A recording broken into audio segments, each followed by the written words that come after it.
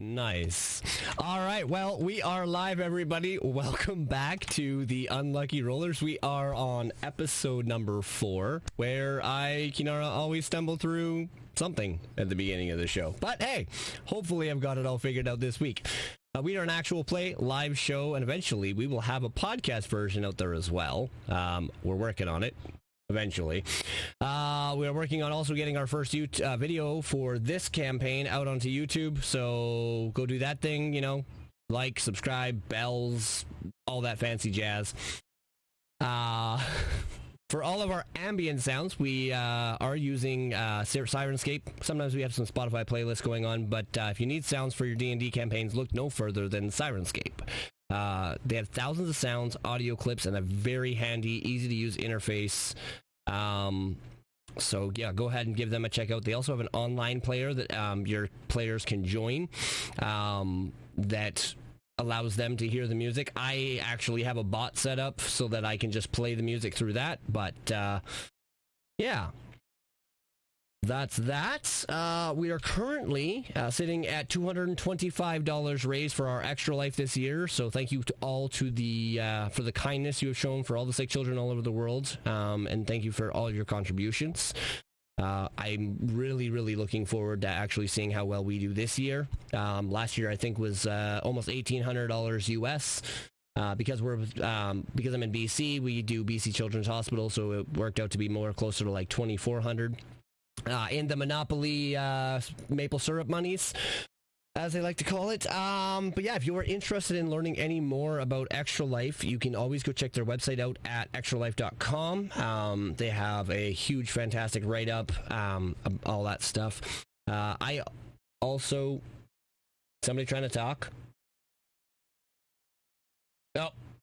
Okay, don't everybody not talk. Sorry, I thought I heard somebody trying to cut me off for a second there. Yeah, go ahead and give them a check out at extralife.com. I am also one of the members of what we call the the Elder Heroes Extra Life team. So if you want to go and give them a check out, you can always do that on the Extra Life page as well. We are sitting at a goal of, as a team, for $5,000. So if you want to get more from our episodes, you can always tip, subscribe, rate, or follow the channel to give the party specific inspirations, be it D4s or advantages. You also have a chance of incurring disadvantage on myself at the player's behest. I think I am currently sitting at 4 total right now. I'm getting a nod from Jessa, so I'm going to take that as 4. Perfect. We also have some merchandise. It's very limited. It's basically a couple of different designs for the Unlucky Rollers podcast, but if you type !merch, you can get the Unlucky Roller store, or the designer of my logo also has his own store, which is !dagger for that link, for a more broader D&D specific type store. Like, he's got, you know, a bunch of like D&D or like natural 20 rolls for intimidation, that kind of stuff. So go ahead and give that a check out. And lastly, unless I'm forgetting something, as per usual, our wonderful Sam over here has been doing a fine job of writing out the story for each of our episodes every week. And if you really want to read it to catch up on the, you know, episodes that you have missed, if you have missed, you can type !story in chat, and that will get you the Google Drive link where you can read the book instead of listening to me ramble on for hours. All right. So we're going to try something a little bit different this week. I tried it with my Sunday night crew, and I thought it was a really good option, or something to do. So we are going to do a little fireside chat, and what that is basically we're going to go from the top of my list to the bottom, and everyone's just going to tell me what their favorite part about last week's session was. So, that being said, Sam, take it away. You get to start. You're the first on my list.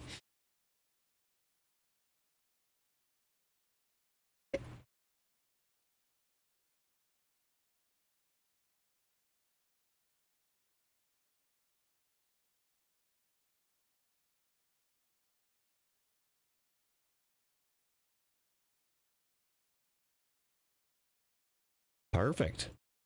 Well, I'm glad that your party members are willing to share that with you. All right, Darren.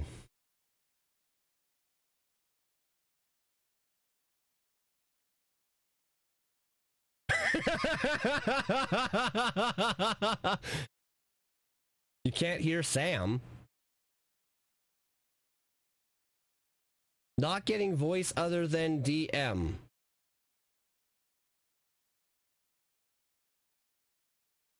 Interesting. Un momento. Oh.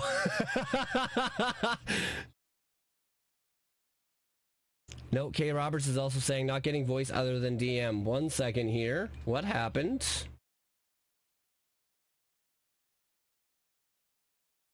Advanced audio properties. Oh, I know what it is. Click.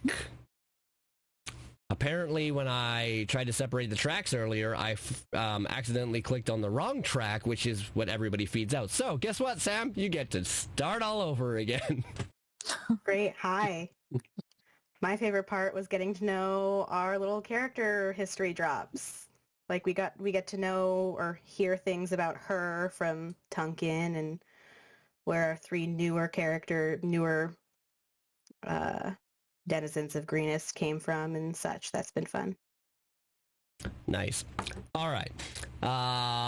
Everybody apparently could hear me. So, Darren's next. My favorite portion of the last episode was Connie Escobar up so much gold.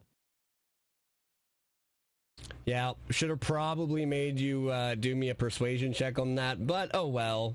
I don't mind giving you gold. I can't roll lower than an 8, so... That is fair. All right. Next up is Titan. Oh, well, hello. I think overall I just like the different people we have in the group as far as like classes and whatnot go. We've got a lot of variety. It's really exciting to see people.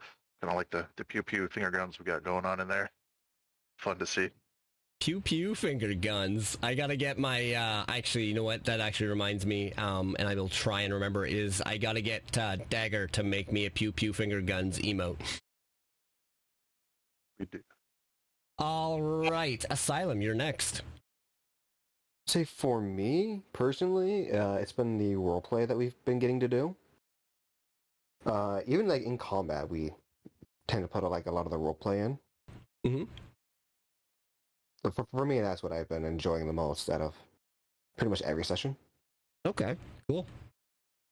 All right, partner. Mine's basically was the same as his. And I do like the personalities all kind of blending together in the group. I just Awesome. like it. Good. I'm glad. And then we get to Jessa. I think my favorite part of the last episode was probably getting the opportunity to seek vengeance upon people from my character's past. So There you go. All right, so I guess, you know what, I'll join in. I didn't join in on my Sunday night one, but so my favorite part about I guess I can't say there's a favorite part about any one session, because I've enjoyed thoroughly since the minute we started. I've enjoyed exactly what everybody else is kind of saying, like the role play and, you know, learning about the characters. That was one thing that I had said to a lot of the players was, you like backstory stuff, fine, cool, let me know, but I don't want to know like nitty gritty details. I want to find out naturally myself and help you build your backstories that way. So I've been also enjoying learning those small little tidbits. So yeah. All right, so now we get to do a recap, and I forgot to get everybody to roll, so let's roll for recap, guys.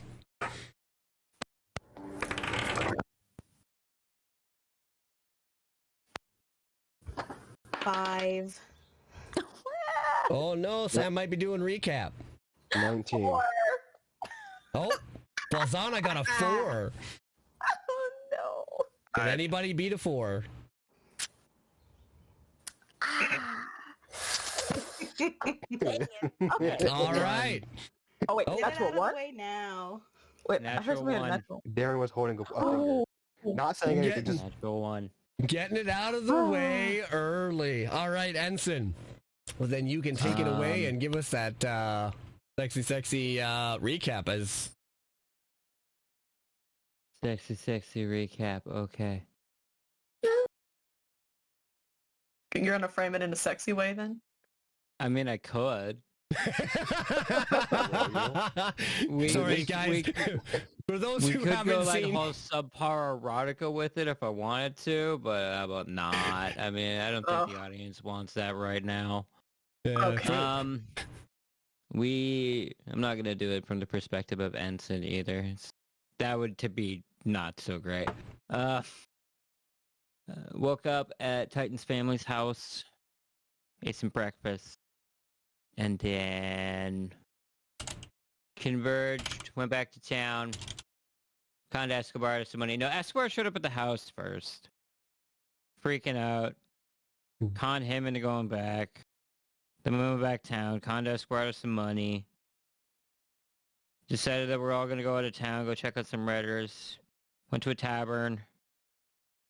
Kate saw some bandits, the ones that hurt her, so we knocked them out in the bar. Other bandit dude showed up, started stabbing people. We beat him up. And I think that's where we stopped. Yep. Yeah, okay, that about does it. Yep. I So yeah, I you took one of these guys... questions. Yeah, Kadrine got exacted a little bit of vengeance for her broken wing and stolen coin purse. You guys made a bloody mess of the bar after the barmaid asked you politely not to, but, you know, she enjoyed herself, so... yeah, and then you guys sat down to finish your drinks, and that's where we're going to pick up. Yes. Grabbing a new chair since it destroyed two of them. Yeah, so as you guys are sitting around the table, sword. Drea's, you know, come up and joined you guys for a drink after he accidentally knocks Vesperia out with a well-aimed ice knife. No, he just helped. It was And the then- bandit who got me. Yeah. And as you guys are, you know, looking out across the bar, you're seeing, you know, the blood on the one table, the smashed chairs that got smacked across people's faces. How do you guys want to proceed? Like nothing ever happened. I'm just gonna sit down and finish off my drink. Okay. I say we finish this. And then just go. I don't want to be around for too long. All right then. Faith will start drinking his drink. Should we not help clean? We're not doing that. We're not. Okay. I don't do that. Oh. And Ensign took care of it. He left some coin on the counter. Yes, and you recall the guy whose head I cut off had grabbed his monies and gave it to the barkeep as well. Yeah. What I was going to do until blood everywhere. Why did you Well, slit his throat? I mean, that was Oh, no, no. fun. He was, Yeah, he was Token, you unconscious. seem like such a nice guy. I did not take you for one that would Slit an unconscious man's throat for just You know, to just murder somebody like that. when you do one of my friends wrong, you pay the price. I feel like him living with the guilt of the fact that he got beat up by all of us would have been much better than him getting to die. Oh, it's That isn't nonsense. the worst thing. People around these parts aren't always the friendliest, and when you go and mess up one of my kind, my friends, you beat up this poor gal's wings and what have you like they did and left her distraught, he deserved to know less. No, I should have done what my brother does whenever somebody does that. He cuts the Achilles' heels and leaves them to rot. Oh, we'll see. At least I put him out of his misery. That ought to be better. Little more I think merciful. I would be fine with both of those decisions if anybody was considering to make them. Duly noted. I may practice this Achilles heel slicing you're speaking of. I'm not sure. It's something my brother did a lot when somebody threatened the family.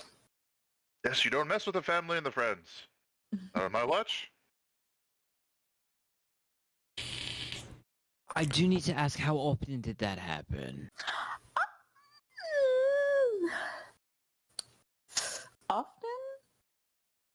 kind of. I wasn't. He told me it was just one of his things that he does. He doesn't talk a lot about his adventures. He would just tell me, somebody mess with you and your friends and family, you knock them out and you cut their Achilles heel and you leave them in the middle of the forest. Let fate decide. I can rightfully admire that. Drea, Remind me to never cross you. Drea looks over at Volzana. You know, I've done some pretty brutal things in my life, but that takes the cake. Yeah, he was. He tried to one-up my older sister quite a bit, and that was one of his things. Ah, fair enough. Drea kind of addresses you guys. Also, what's on the docket for the afternoon? Where are you guys off to? Oh. What's the name of this? Dealing with bandits. Yes. Simplest enough way to put it. Fair enough. Well, I don't want to keep you, so Drea kind of grabs his mug and finishes it up, and I'm gonna head out for a little while. Maybe we'll see you around later tonight. Be at the town for the next couple of days. Ah, fair Might enough. not. No, we're the mountains. We're going out of town. Might be a couple days before we return. Ah, you should probably bring some tents and some thicker sleeping bags. It's gonna be a cold one coming up here pretty quick. I was intending to stop off at the house before we left. Good. All right, well, I'll leave you to it. And he steps up from his chair and walks out the door, carefully walking over the unconscious body of the one bandit who is still on the steps. And should we do anything about that? No, never mind. Do you cut his Achilles heel? Drag him off in the forest and leave him. I mean, it could be a worthy experiment. I think Gonna be back in a couple of days, see what maybe became of him. See how far he crawled. Yeah. I'm all for it. We were trying to make haste out of town. That sounds like an extra step or two. Just one or two. it's a relatively simple step. For us, not for him. Yeah. Did anybody need the benefits of a short rest before making their way out of town?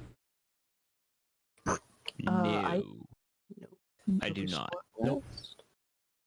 I don't believe a short rest is what I'm looking for. Okay. Yeah, I just wanted to make sure, because I was going to say after, having a drink wait. or whatever, it would have been enough. I probably need a short rest. Okay. So if you want to take a short rest, you guys can go ahead and do so. As it is literally like high noon currently right now, so depending on how long you guys want to travel, you guys could have, a long day ahead of you still, so. Yeah. I mean, then All it'd right. just be substantial to take the short rest while we drink at the bar. And then when that's done, head off from there. Okay. So you guys go ahead and take your short rest. Ensign, you said you wanted to stop off at your house. We'll say In the process, because I don't need a short rest, if that's the case, then I just pound it, run back to the house, grab the stuff that we have, or that I would have at the house for outdoor travel, and then go back to the tavern. That would probably incur the majority of that time frame, because I'm fine. I didn't do anything myself, so I'm good. All right. So as you enter the tavern after returning from the house, everybody has slowly been finishing up and getting ready to make way. And you guys, you guys get up and make your way out of town. You guys are heading west towards Nashkel. And if I remember correctly, yes, it is about a little over, a day and a half worth of walking journey there. So as you guys are making your way, how did the first 2 hours play out? You guys gonna walk in silence kind of thing, or? Valzana, just as a habit, always looks for herbs no matter where she goes. All right, so for that, so for the sake of just like speeding things along, what I'll get you to do is while we're doing these longer travel plans, just roll like a few survival checks, and then just give them to me in a message, and then we can handle those on a short like on a break or at the end of a session. It's been Cool. a couple months since I've had to travel out of town, stay out of town. I don't want to sleep on the floor. I hate sleeping on the dirt. Speaking of which, you weren't very specific about what we were going out here to do. It was the bandit problem and the We're going to kill some raiders. ambush. Ambushes were supposed to happen. Yeah. Generally what I've done is I've convinced Escobar that we're going to go and deal with the ambush, or that I'm going to go and deal and figure out where the ambush is. You can all come along, but we're all technically getting paid. I was just gonna ask that. You read my mind, Ensign. Were we getting paid? Everybody's getting paid. Lovely. I'd be quite inclined if people weren't getting paid. I'd be likely just to turn back and go home if I wasn't gonna get paid. I wasn't getting paid there. I wouldn't stop you if I wanted to either. Oh, I'm not going back if there's money involved. Yeah, outside of that, just convince Esquire we're going to go and deal with some raiders. Obviously, we have that seal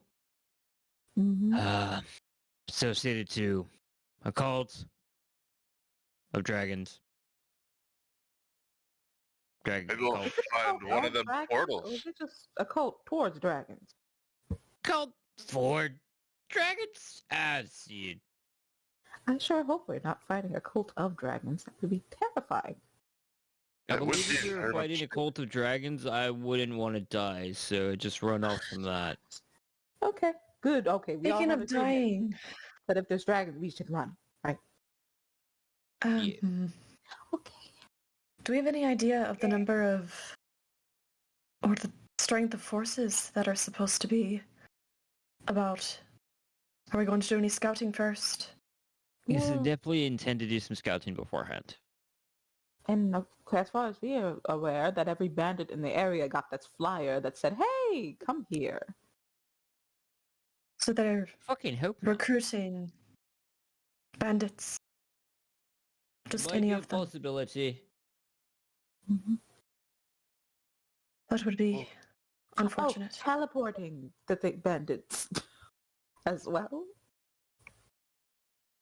Unfortunately, I don't understand anything about the teleport that happened or the portal that we saw. That's not something bandits generally are in context with or in touch with. So that maybe not. That might be the cult, and then the cult is getting bandits as a distraction. It might be a possibility. I hope that's a possibility. Because if every bandit is in this cult, that's terrifying. To answer your question, Cade, no, we know very little. That is what scouting is for, I suppose. This was the intent on what we were going to do. Go and check it out. But it'll still take us some time to get anywhere even close. I hope you're all good with taking rounds on sleeping and sleeping on the dirt. I don't need much. Yeah, I just don't need much dislike it either. generally. I was say, wait, isn't we just have Keith like permanently on night watch? He doesn't sleep at all. I don't sleep. We can find a spot and I can just keep watch. He's got permanent night watch. I'll wake up after a while to keep him company, but Did we have to lean him up against a tree? I mean, I can just sit down against a tree before before he doesn't anything. sleep. Yeah, that's right. He doesn't. Yep. What So do you much do at fun if we night? didn't sleep. If he's okay with it. Yeah, I'm fine with it. And as for what I do at night, well, after my body is after I just sit there for a few hours. I usually just look around. Honestly, it's more amusing back at the keep because occasionally guards will walk in to my room, and they just see me there, just staring at them. One of them threw a blade at me one time. That was pretty funny. Sad about that. And I'll be keeping him company after like while being semi-conscious for 4 hours, and then I'll be fully awake after that. I just need meditation. As will I, but I'm a bit concerned. Awake or not, you won't lose your attention. It seems as if these roads are getting more and more dangerous as days go by.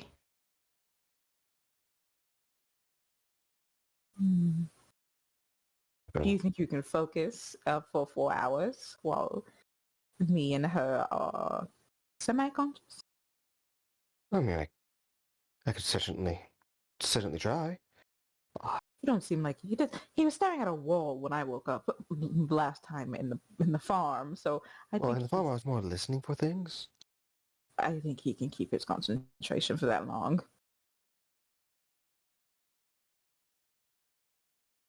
Well, I don't know how you guys do it. I need my sleep. Every night. I don't mind taking a watch and sharing, of course, but I definitely 4 hours nonsense. That's absurd to me already. Much less not sleeping all night long. I mean, who could do that? They're like... Eighth. Hi. Strangely, I don't know, maybe you do go to sleep in the morning. Although I will say, I think I prefer Tonkin when he has his sleep. I think we would all prefer me when I had sleep. I'm a lot more sprightly. You don't want to see me not on sleep. A lot more uncomfortable. If the head severing thing is more common if you don't sleep, I'd rather you go to sleep. Yeah, please. Yeah. If that's the case. So, get as much sleep as you want. Sounds As long as good. you don't do it to me. We have Oh. 3 people who can stay up for most of the night. We have 2 people. We have 3 people for most of the night, and 1 for a little while. Well, I guess we're fine then. Mm-hmm. So as you guys are making this trek and this and having this conversation, is anybody like actively searching roads, that kind of stuff, other than Valzana for her I'd herbs be and stuff? actively looking around for bandits, obviously, because that's what I do. So if I could just get you to roll me an investigation check, Ooh. and we'll use this for the first leg of the day. Oh, The -1. 3 minus 1. 2. An unnatural 2. Oof. All right. Yeah. So you guys continue. ouch. You guys continue walking I'm- along the road and don't see anything. I'm excessively, like, regardless that I should be looking out for bandits, I'm very, very preoccupied with the aspect that there's a bunch of people following me and I'm not used to it. I was in my head, I'm like, they're making a lot of noise. Mm-hmm. I can hear everybody's footsteps. We're gonna get so ambushed. So All right. So Ensign's internal monologue is like a dumb 16-year-old. so yeah, you guys make the first 2-hour leg. You don't come across anything out of the ordinary, nobody across the paths. But as you kind of crest one of these rolling hills, you can see down in the distance what looks to be 2 carts, one being pulled by a horse, the other being pulled by 4 commoners, almost like traveling merchants or something like that. Obviously not rich enough to afford an animal to pull a cart. not everybody's a bandit. Could be a boy. What do you think it is? I want to go check it out. So they're most likely just regular people on the road. Token's gonna walk up in there and look around and be like, "Hello, is anybody here?" And He's push poking them his up nose into a around. hyena if they're seen dangerous. That'll scare them. And she'd walk on off as well. to them. sorry, Tunkin, you're just gonna walk up to one of the carts one of them's being pulled by 4 like traveling merchants, and the other one's being pulled by her. You're just gonna start peeking through the cart. No, I'm just gonna walk up to the merchant and say, hi, hello. Like, I'm not gonna go rummaging through their things. If I see people, I'll just, hey, how's it going? Hi, I'm gonna steal all your goods. Yeah, no. Just dive in the trunk. No, no. So yeah, the one of the commoners, there is one sitting up on one of the carts, the one at the back, that has a bunch of like crates and barrels and bags. Yes. We are just heading for Greenest to as a stop through before we head off to Burdusk. We're bringing goods from across the mountains. Oh, okay. These are what kind of goods you guys have? You guys sellers, merchants, or? Well, yes, of course. We have some dried goods, some furs, little bits of ores for metals for the blacksmiths. Not much, but it's all we could get across the mountains. We did lose a couple of carts back there due to some of the more extreme conditions. We're just trying to get to Burdusk before the snow hits. This is going to be our last journey for the year. Oh, yes, that snow around here could be pretty bad. As far as the Synod on the way in, you're fine going in towards Greenest. No one should be getting in your way, no bandits, nothing like that. Yeah, did you guys see anything from the mountains? We haven't seen nothing. Well, be careful. There seems to be a slight problem up there, but you guys have kind of already left it. Yeah, no, we didn't see anything along the roads. They're probably rummaging through the carts you left. Well, then maybe that's a good thing for us. I wouldn't advise going back. It's probably gone. I mean, we could take a look if it's something that we passed by. So for the sake, just make sure I explain this properly. So they're coming down from the mountains. They're, coming from Nashville. You guys are about 2 hours away from Greenest at this time. And so the carts that they lost were in the mountains. So you guys would get to Nashville before you would go up into the mountains. As Nashville is like up into the mountains a little bit before it finally actually starts to make the actual trek up. So the 2 carts that they've lost are in one of the mountain passes. Okay. If you do plan on stopping by Greenest, I would keep your heads up. The gates are rather armed at this time. Oh. Heavily guarded. Why is that? There's a problem with the bandits, and it's gotten bad. Oh, well, thank you very much for the information. Is there going to be any problem stopping in Greenest for food supply and overnight stay? It is getting relatively late, and with being, winter coming, it gets a little dark a lot earlier in the day, so we were going to make our stop in Greenest for the night. Is that going to be okay? Just kind of look around. I don't think it would be. You guys it's not like you're showing up there with nothing. You do have goods to trade, so I'd imagine. Perhaps announce yourselves. Yes. And expect to be searched, at the very least. Okay. Thank you. Thank you very much. And they'll start to set off again, and you guys continue making your way. If there's anything you guys really want to talk about, we can kind of fast travel this, but I'll leave that up to you guys. Okay. Imagine. So, Ensign, I'll get you to roll me a investigation check and a perception check. Can I help him with this as a long-term travel companion? Of course, most definitely. So are you going to roll, or are you going to give me advantage on these instead with the Which health would you action? prefer? I still got -1s in both, so... I'll roll. Okay. All right, yeah, go ahead and roll with advantage, Vess. And yeah, okay. Okay. It was investigation and perception, you said? One of each, please. Investigation 15. Investigation 18. Perception, 18. Perception is a 13. All right, so Vess with a 15 investigation, you said, yes? Mm-hmm. And an 18 perception. Okay. Mm-hmm. So over the course of the next next 2 or 3 hours, I don't know how much longer you guys want to go. If you guys want to continue after dark, at about the 5 o'clock mark, as the sun is starting to dip behind the mountains, and you can start to feel that cold night air starting to creep along,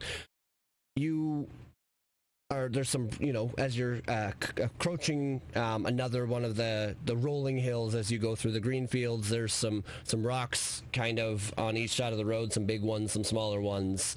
As that air comes through and kind of hits off the rocks, you think you heard a voice. Stop. What up? What is it?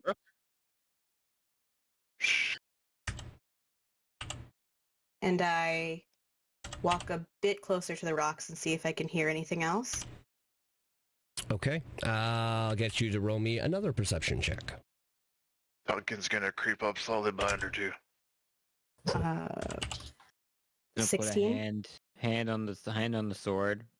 Because if Vess is going around looking at something, I'm not stupid enough to find it. It's probably going to attack.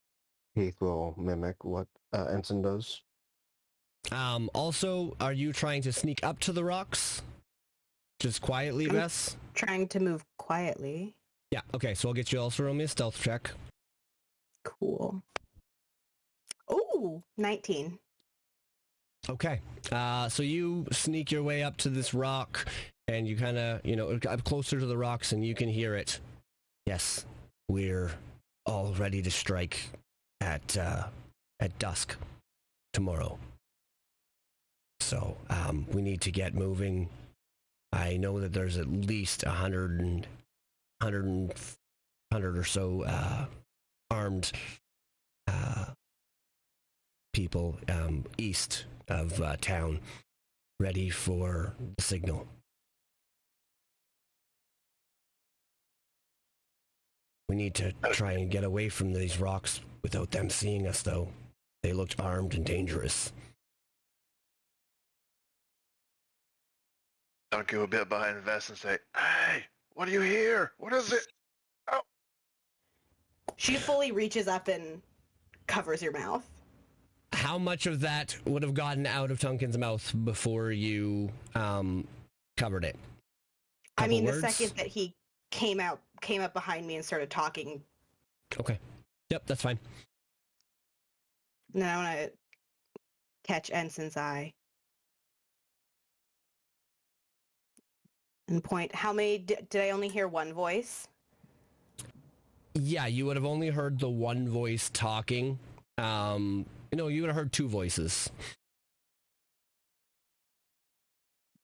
All right, and then as quietly as I can, I lean over to Tunkin and Ensign if he's approached. I don't have to make a stealth check to do this quietly. Duncan will ping in at the mine as soon as her mouth's there and just say, just to herself only she would hear, "Going on. This is Duncan. I'm in your head. Hi. Don't be alarmed. Figure this way we can talk quietly. You may speak in your mind and I can hear you." Okay.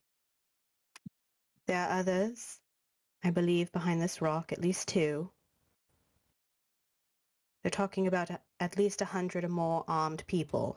In the process of that, I trip. Oh. I rolled a nat 1.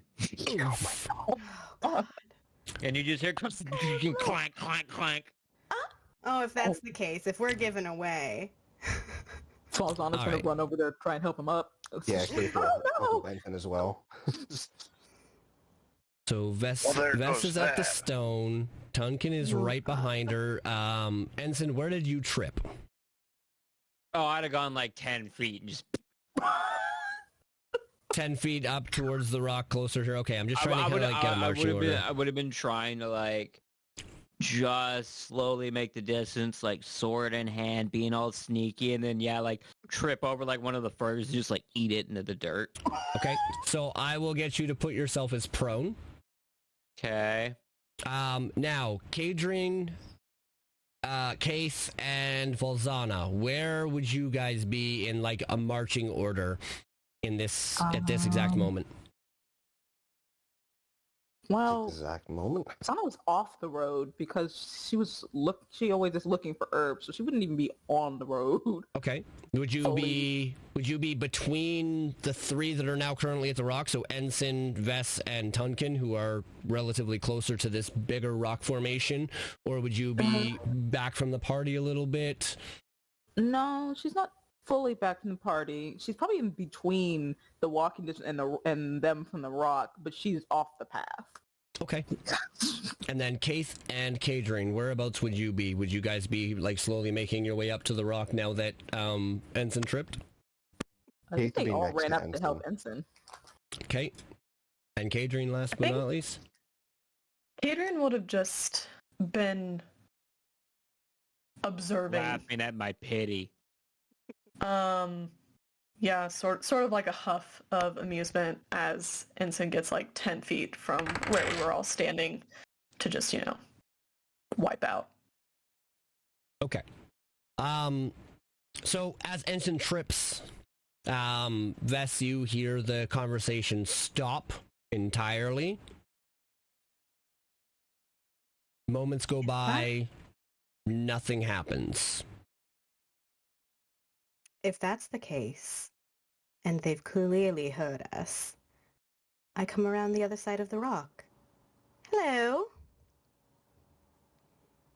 Oh, we're doing this. I'm gonna step up with her. Hi. All right, so can anybody tell me if you guys can see that map or not? No. Black. Everything's That's dark. what I thought. One sec. Dynamic lighting likes to do this sometimes, even though I've turned it off. I need to turn it on. There, you guys should be able to see it now. Oh, wow. There we go. Oh. Yes. Oh. Lovely. Ugh. Yes. Sword! Sword! So go ahead and move your character where you would like, Vess, because you came around the rock. She just would be hanging out right here, right next to this guy. Duncan would have came up with her. Okay. If that's the thing, and saying, "Hey, we're here. Hello." Hi. Where did you guys come from? Oh, I'm sure you know. You mentioned no. a group highly armed. Oh, that's yes. Well, hi. Is there anything we can help you with? I'm not sure. Are you looking for bodies? You mentioned several armed people. Yes. You in need of more? Of course, always. Is there coin involved? Yes, coin. We gotta ask with the money. Well, he wants to roll an insight check on you. He's not entirely sure if you're being, truthful and want to join him or not. I mean, it's a sketchy elf lady and looking like a demon in the background. Exactly. Like really? Unbelievable person. That sounds like somebody who would be a bandit. Because my brain is not allowing me to remember, what is insight as a skill again? That's intelligence or wisdom? Wisdom, it is. Okay. Yeah, so if I could get you to roll me a deception check, please. Sure. Oh, yes. I can help her with this. Skills. Oh, man. Why am I prone? This is what I'm good at. Oh, God. Are you Can I not gonna help get you with? advantage with help from Duncan, or is it a straight roll? Yeah, you can go ahead. Well, how are you going to help Duncan? Like, Would like to encourage them and say we are just looking for as she states, we're very trustworthy. We want to find and make some money. We want to be able to help you guys. Just want to know what it is we can do to help. all right, yep, I'll allow Vest to roll with advantage. Oh, thank God. Still not very good, but at least it's not a nat 1. I got a 10. All right, well, I also got a 10. Ooh. So this man in traveling clothes with a cloak over him, you know, they were huddled behind this rock after they heard your voices, but they've all stood up as they heard Ensign Trip. Looks at you and says, well, if you are looking for coin, I suggest you look elsewhere because there's none here. So you've just found 100 people to work for you for free? That seems unlikely. Ah, well, I'm just trying to think of how a 10 versus 10 would go. He wouldn't want to give too much information away. I wouldn't say that we are paying soldiers for free, but the arrangement is at the end of the job. I see. And you've quite a few with you here already. What job is this? Well, if you don't know, then I'm not telling you. How about like You've clearly come from the direction that we are heading, so you either know or you don't, and if you don't, move along and let us go. Hmm. Ooh, I thought you would like to. Oh no. at this moment, Valzana's kind of like started making her way closer to them because she sees there's people. I'm gonna stand back up. I would have ping inside her mind again and be like, what about the pamphlet? Can we show them the pamphlet and say this is how we know? I pull the pamphlet out. That's great. I love it. I love it. I was waiting to see if somebody would remember they had one. Like, best, show them the pamphlet. We do know. Fully stone-faced, since you've already spoken in my mind. We know enough. Okay.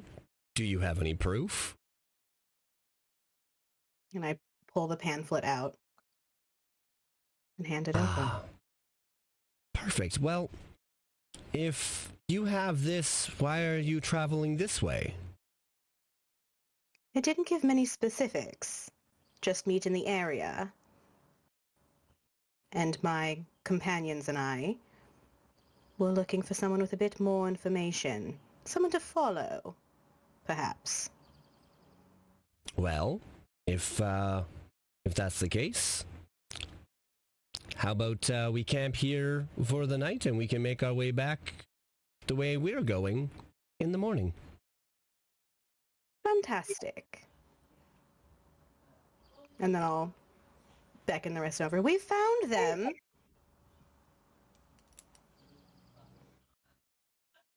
Slowly take They've my time invited us to camp for the evening before we journey on together.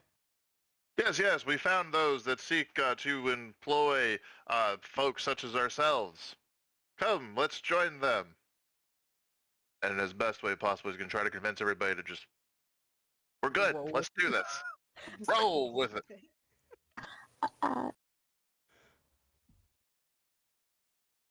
All right. Hi. What is your name?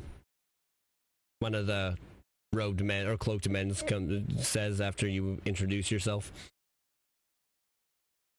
It's just going to look over to Ensign. My name is Manon. I'm Manon. Manon or Minod? Manon. Manon.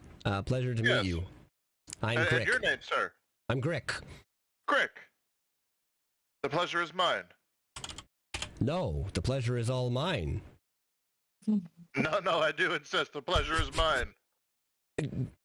Whatever. Semantics. Should we make a fire so that we can stay warm? It's getting cold. Please, go right ahead.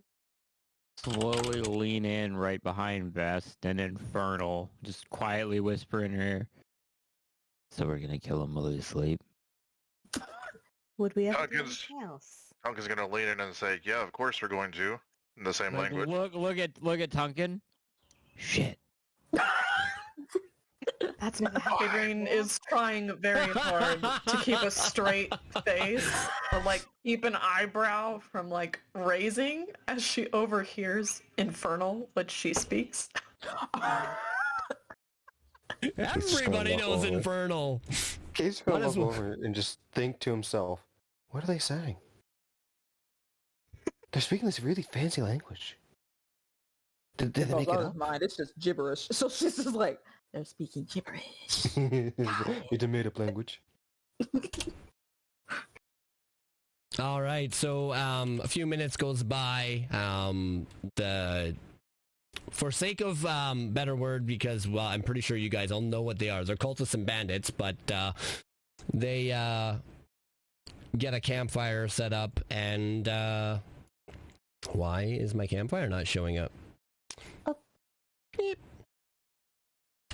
Anyways, they make a campfire. They start to cook some food. A couple of the bandits, for the sake of it, move off to one side. Pretend there is no water here. There is no water. They, set up a tent for each pair of individuals. So there's 4 tents that have been set up. They get everything laid out, while 2 of them are making, some food for themselves. And, they're getting ready to hunker in for the evening. I want to pull out a short piece of copper wire from my pocket as I sort of turn towards Kaith, who's nearest to me, but I'm not speaking to him. Instead, I am pointing to Tunkin, and I just whisper, "What is going on?"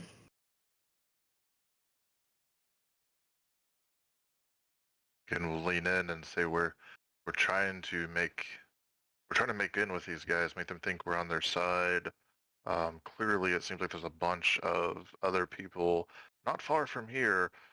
These guys are going to Greenest, and they're trying to take everything over. So I believe maybe while we're all sleeping, we have our non-sleeping fellow. Can you hopefully pretend to be asleep so it looks like we're all asleep when indeed he is not sleeping? I can do that. Try to get the drop on everybody because we seem to be a little outnumbered, and there seems to be quite a large party headed up the road away from us. By large, how large do you mean? That's how large did they say?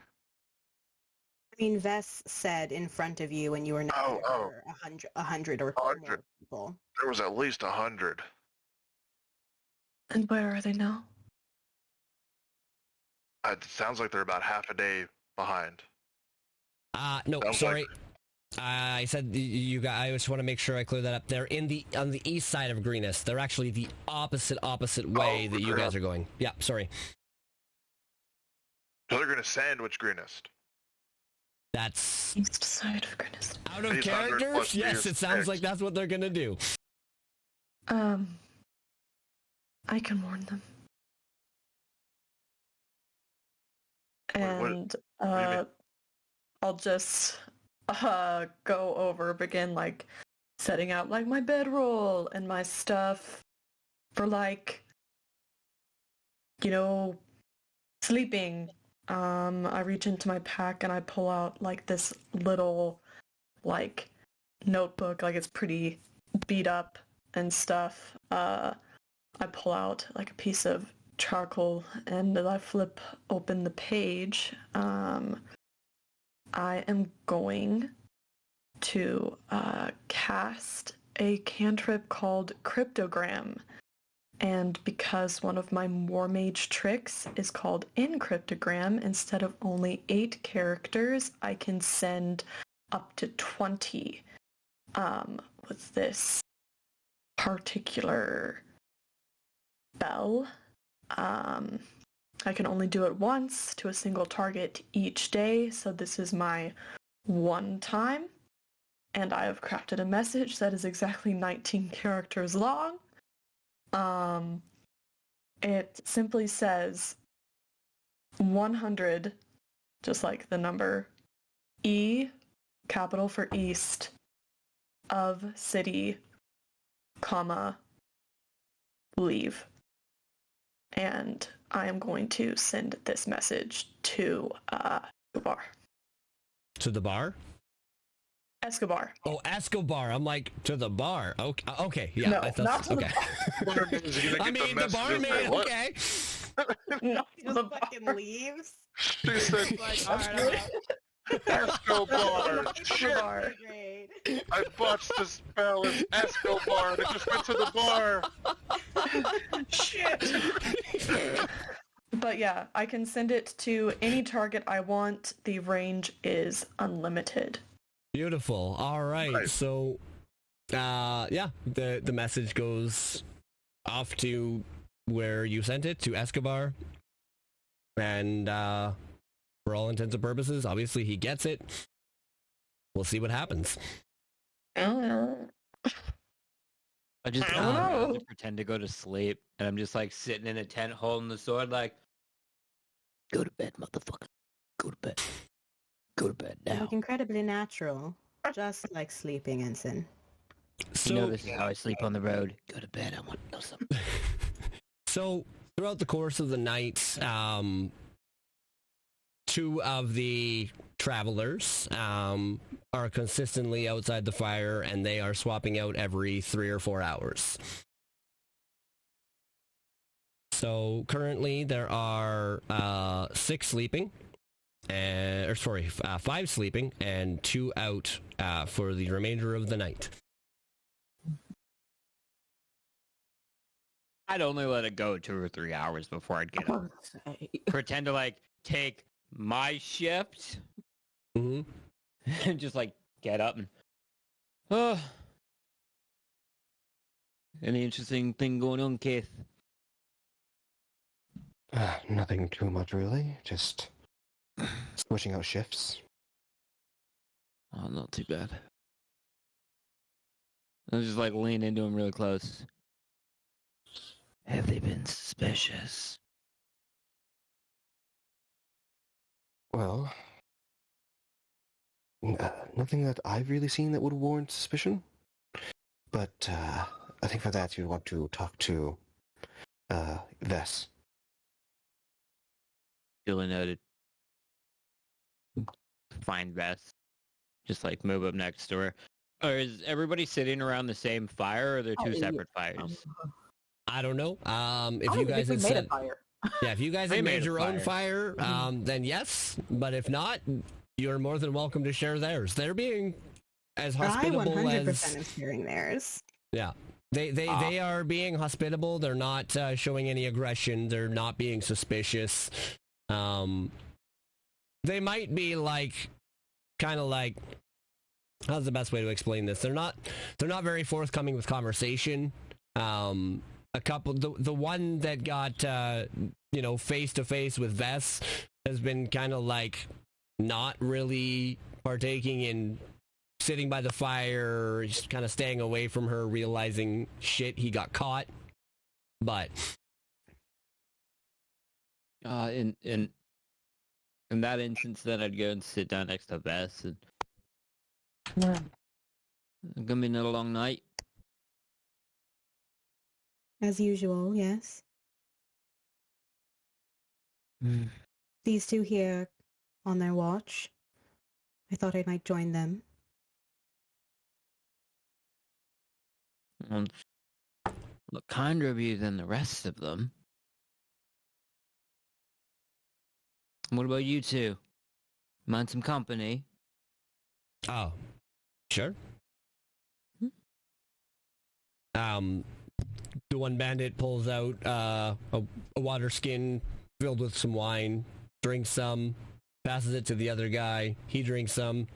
They pass it to you guys. Oh, Care to take join? it. I'll pass it to. Oh, always take it and I'll pass it to Bess first. I'll drink it. Okay. Take it in the process. So, Might yeah, ask the- where it came from. What's brand, style? Like, take a swig. Local brew from a place south of here. Its name is oh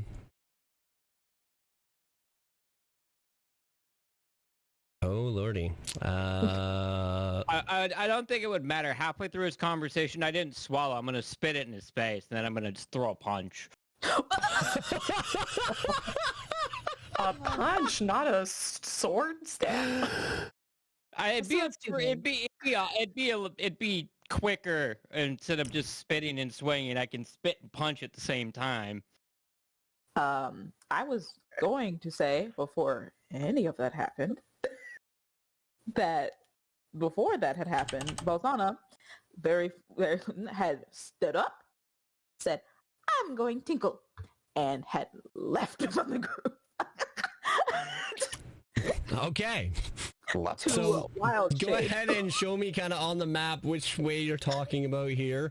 As Ensign takes a swig, spits it out at him, and throws a punch. For the punch! Oh, that's fucked. That's cocked. Natural 20! Okay, what's your unarmed strike? I just get a +2. Okay, 2. so 3 is regular, and then another one for the crit, so that's 4. Yeah. Okay. What the fuck was yeah, that for? And then I grab this sword and I'm like, oh, fuck yeah. Yeah, they're just gonna sit How up. loud are you being doing this? Very. Yeah, Okay. Oh my they're just god. gonna say, "I thought we were trying to be sneaky about this." All right. I'll get everybody to roll me initiative then. Oh, Louise, every It's just time. every time.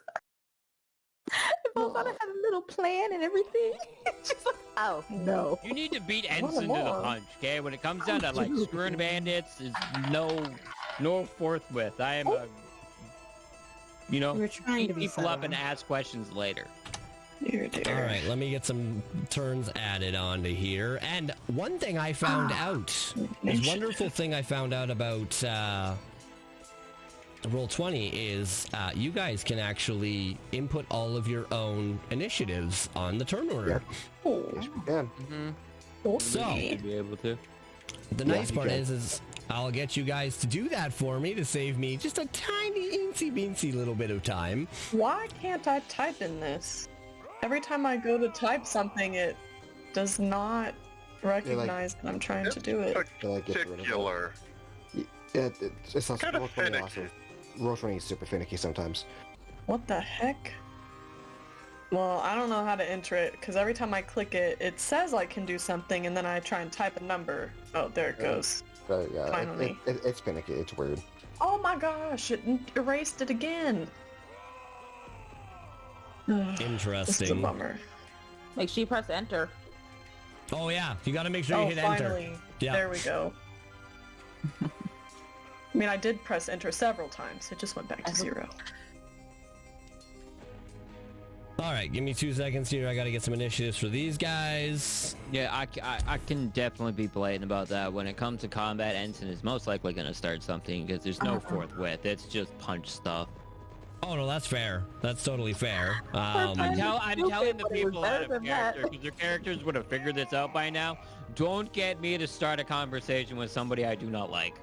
Fair enough. Yeah, for me it was more along the lines of I didn't want to force the combat. I wanted it to happen totally natural and see how you guys played it. So Don't worry. We got a guy that caused natural combat. All right, so Aye, aye, everybody aye. that is in the tent currently is going to be on surprise round, so they will all get missed. The 2 bandits that you are currently fighting are going to be on their own turn orders, but the 2 bandits in the tent are going to be on their own as a pair, and then so is the same as the 3 cultists. So just give me a second here, just to kind of help group this up a little bit. I thought I had all this ready, and I did not, so... Oops, I deleted the wrong one. That was supposed to be a 7. You never have it ready when you think you have it ready.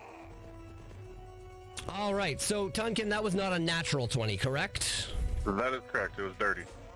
Alright, so Tunkin, you are up first. Valzana, you are on deck. So again, we'll just do combat like we tried to do last week. Just kind of go through your action, your bonus action, whatever you want to do on your turn. Let me know your turn's done and we'll keep moving. I forgot to add initiative. No worries. Fair. Oh, okay, one sec. Valzana, what is your dex score? And Tunkin, what is your dex score? Dex score. Dex score. 16. Okay. Is 12. Okay, so yes, Tunkin, you will be up first. Valzana, you will be second. So as Ensign goes and spits this mouthful of wine out at this one bandit and lays a nice right hook right to his jaw, Tunkin, take it away. Hearing this right away, Duncan's just gonna shout out across the way and say, you know, I was gonna cast Detect Thoughts, but I don't think I'm gonna find anything up there. Roll me a wisdom save on this first bandit that's closest to him. All right. Wisdom save, no modifier. That's a natural 1, my friend. Nice. Yeah, that's 4 for damage. Yes, sir. Oh, oops, not 4 total. There we go. That's better. All right. And that will end his turn. All right, Valzana, you are up. Kadrine, you're on deck. Falzana, seeing as everything just she's gonna panic because she was not prepared for that. She's going to wild shape into a hyena, the giant hyena. Perfect. Keith, quickly, what is your dex score? Kate's dex score is 13. Perfect. Okay. Thank you. And you are going to be wild shaping into a giant hyena. And just as a reminder, yes, you can bonus action that, and so you do have an action on this turn. Yep. So she's going to practically run into that tent.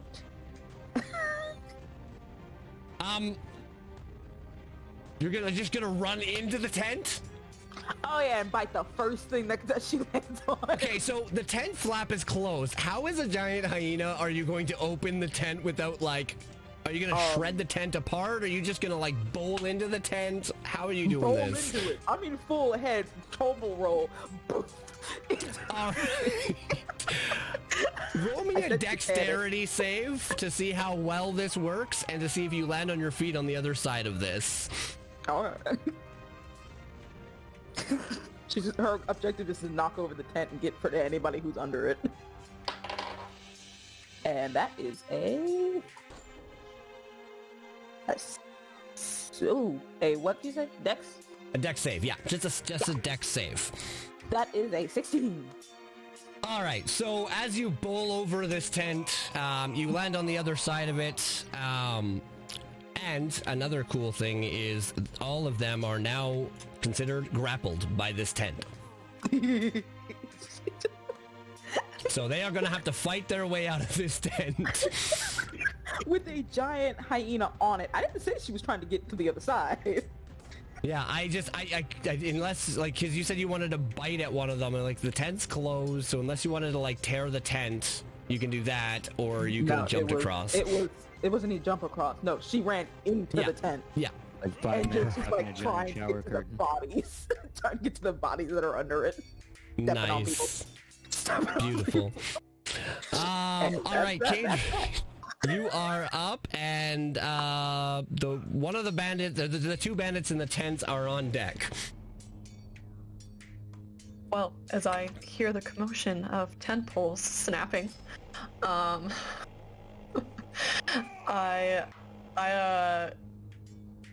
get up, I raise my pointer finger in the shape of, finger guns in the air, cast a bonus action to prepare my finger gun, and take aim at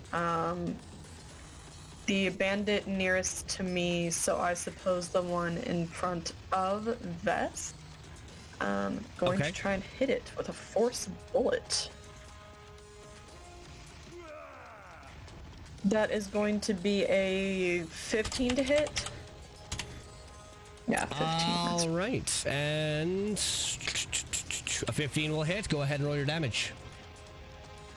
Okay. That is going to be 9 points of force damage to that bandit. Okay. And as you deal that 9 points of damage, you can see that this bandit is not doing so hot. Not doing so hot. Happy to see it. Yeah, and I think that's all I do. Just keep my finger guns at the ready. Okay. Give me 2 seconds here. Okay, so this bandit is going to spend its turn trying to find its way out of the tent. So the way I'm going to make this work mechanically is they have to roll a 15 or higher to find the opening, or a 10 to 15 will get them out of the tent on the next round. 5 men in a shower curtain, do it. Lower than that. All right, so that's a 12. So they'll be able to get out of the tent the next round. Ensign, you are up. Vess, you are on deck. Just gonna look at the one that I'd spit the wine into and punched after I pulled my sword and be like, "Oh fuck yeah, baby, let's have some fun." I'm gonna try and bisect him down the middle from his head to basically his groin. I don't think a 6 plus a 5. I don't think an 11 is gonna get me anywhere. No, unfortunately not. That's what drinking the wine will do to you. Even the taste. Yeah, give it the taste. Just like come down next to the ground next to him and boom. Well, that's not what I should have done. I'm gonna at that point back up to the other end of the fire. I will take the attack of opportunity if he does want to do it against me. Of course, you punched him in the face. Oh, go for it. I don't care. I still have temporary hit points. All right, so this guy is going to use his scimitar against you, which is going to be an 18 to hit. Oh, it definitely hits me on the way out. Gets a little bit of the backside, maybe a little gluteus maximus. All right, so as he swipes in towards you, as you try and leave his range, he is going to do 6 points of slashing damage. Oh, you just go through what I had for temp. Oh, damn. Aww. All right, and that was your turn, Ensign? Yes, just a scratch. All right, Vess, you are up. Case, you're on deck. Alright, seeing this all break out around me, I'm terribly sorry, they're all a bit trigger-happy. And as I start talking, my voice kind of warps for the two bandits right next to me and becomes sound of booming bells and flapping wings, and I need a wisdom saving throw from both of them. Nice. All right. Wisdom saving throw from both. Why am I missing a d20? Nope, there it is. I don't think they have much for wisdom. Yeah, I'm not even going to bother checking their modifiers because I got a 2 and a 7. Yeah, and they're both damaged, right? Yes, they are both damaged. So yes, it's a d12. Fantastic. Oh! They both take 12 points of necrotic damage. Alright, so you can claim the kill on the one in front of you. Lovely. So as I said, my voice warps and becomes this booming, tolling bell in the flap of wings, and as he goes down, he sees her eyes go black, and blood begins to pour out of his orifices as he falls. All right. You can see that the other one is grievously wounded, and is not much left of this world either, as that necrotic energy has just leached into his very soul. All right, and that's Ready your to turn. play. That's my turn. All right, Keith, you are up. Okay, so it's... Well, okay then. And Keith will start walking over.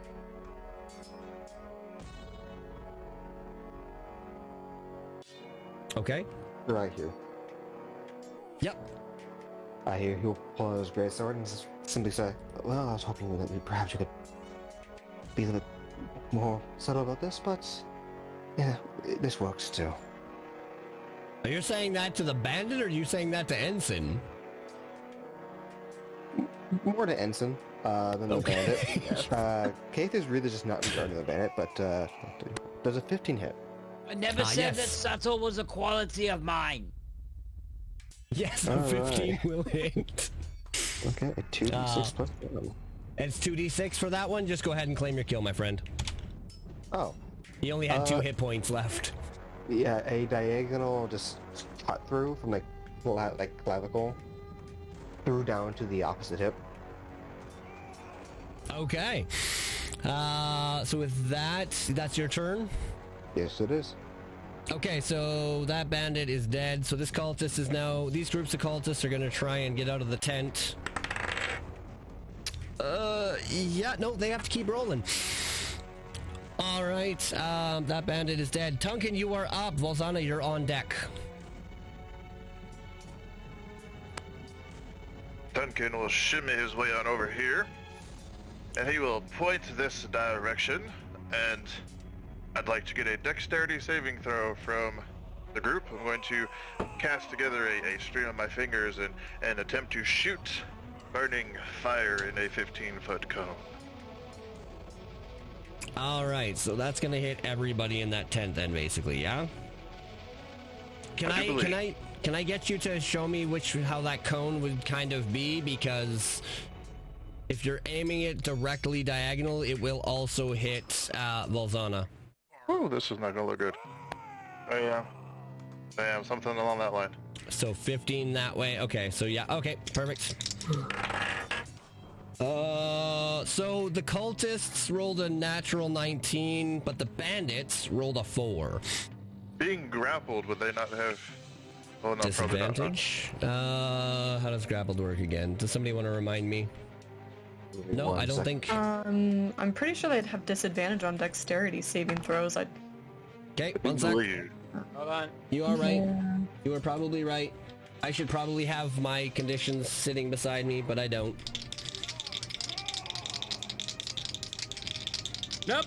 It's not. No, it says nothing about disadvantage. Oh, Restrained. you're right. That's No restrained, right? You're right. Yep. Right. Does not. Yeah, that would be static then. Okay, so yeah, the bandits are going to take your damage. And what was the damage on that? They will still take half, but it's 16 in total. Okay. So 16 is the full, and then 8 for the half. All right, you And can't then- see much right now, but you just fucked the bandits' days up. Actually, you fucked... That tent of theirs is also on fire. I'm assuming it's flammable. Yeah, it's flammable. So what's the damage on that? Like a D6 kind of every turn type thing? I mean, it doesn't tell me. It just says fire ignites any flammable object in the area that's not being worn or carried. So All right, we'll roll guess it as a you're D6 per turn. Okay. All right. Volzana, you are up. Kadrine, you are on deck. All right, and in a panic, as everything just, all Volzana's plans have just been very much put up in flames, Volzana is going as giant hyena, kind of try and rip through some of the tent and find a cultist to grab. All right, so I'll get you to roll to hit on the tent. I've given the tent an AC and an HP, so... How about a, let's see, attack. $21.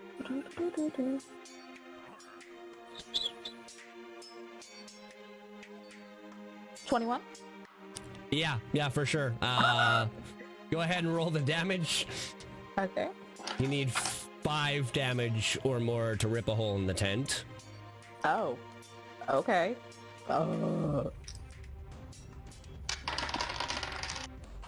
Yeah, so 6. Yeah, so there is now a hole in the tent. Okay. And I don't know what that would have counted as. Bonus action.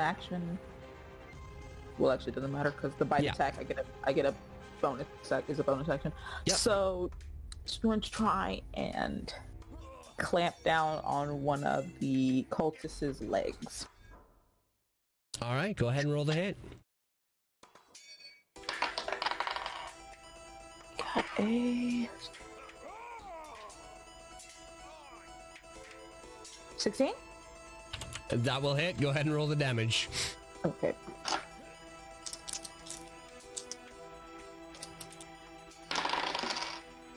That is a 10. Claim your kill. She's not trying to kill one. She's not trying to kill one? No, she's trying to drag this person out of the tent. Oh, okay. So then I'm sorry, I did not hear that part. So you drag it out of the tent. If you're not trying to do damage to it, it still has its health. It's not dead. And you successfully drag it. I'm sorry. No, it's more like it's supposed to be a bite that would have broken a leg, so that's why I rolled for damage. Got but it. Well, it wasn't supposed to be lethal. Okay, so you're trying for... unconscious is what I was trying to go for. Beautiful. Unconscious with a broken leg. Got it. All right. So that would be your turn then, yes? Mm-hmm. All right, Kadrien, you are up. I would say you pulled this one out of the tent. It was a cultist. What's well, It was a cultist. How did you get a cultist? I'm confused because the way that I've got them grouped in the tent. Okay, yeah, that's fine. She would have moved up there. She would have gotten burned. She's on the burning tent. Okay. Got it. It's like what, a D6? She was trying to pull a cultist out was mainly her thing. Okay. So I can just move her over here because the movement, she had a big movement. Fair enough. All right, go ahead, Kadrien. alright. So, unable to use finger guns, not being able to see anybody. So, depending on where you are, there is a hole in the tent, and these 2 bandits down here are exposed. Okay. And probably move somewhere. This turn order is in my way. Go away. I'd probably move to this side of Kaith. Then, as I see a, hyena tearing through tents and fire, I will just take aim at the closest bandit to me. All right. And that is going to plus 4. 18 to hit a bandit. Yep. That is 7 force damage to that bandit. All right, the closest one. That'll be a killing blow. So go ahead and claim that. All right. I think it just the force hits the bandit right in the chest, and he just falls backwards into the still Other burning bandit. tent. Okay. Or into the other bandit. Cool. Whatever. Has to catch his dead friend, I suppose. All right, so this bandit that is behind and still in the burning tent is going to take its fire damage.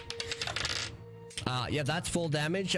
Before he even gets an attack off, the fire wraps around him and just burns his skin, and you can just hear this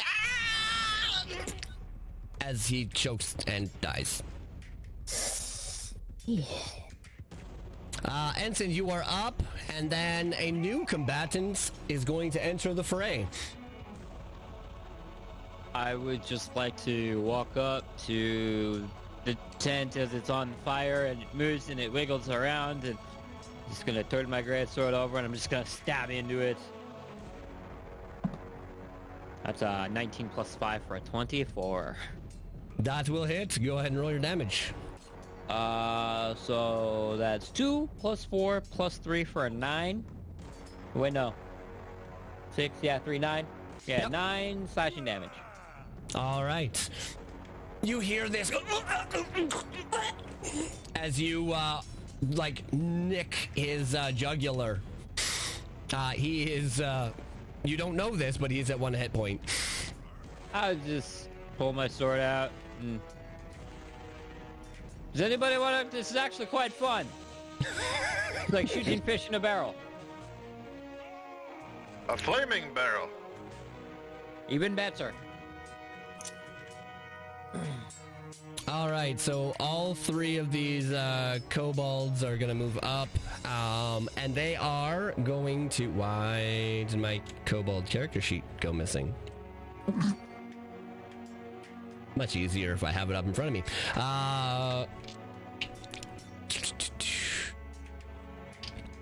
They have javelins in their hands, and they are going to throw all 3 of them at you guys. I believe it will be at disadvantage, but because of pack tactics, it'll be just a straight roll. But let me just check to make sure I've got this correct.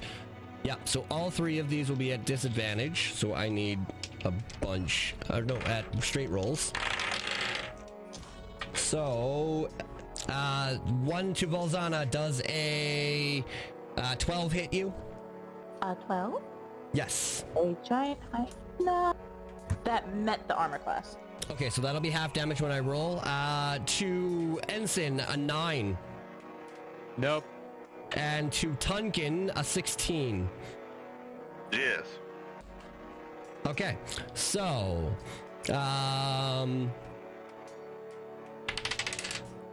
Volzana, you're going to take 3 points of piercing damage. I've already done the half. I know I told you guys I would, but this is easy math, so I'll do it. And Tunkin, you are going to take 3 points of piercing damage. Vess, you are up. Case, you are on deck. Alrighty then. I will turn around, seeing these new combatants throwing things at my companions, and reach out a hand and cast Toll the Dead again on these 2 kobolds.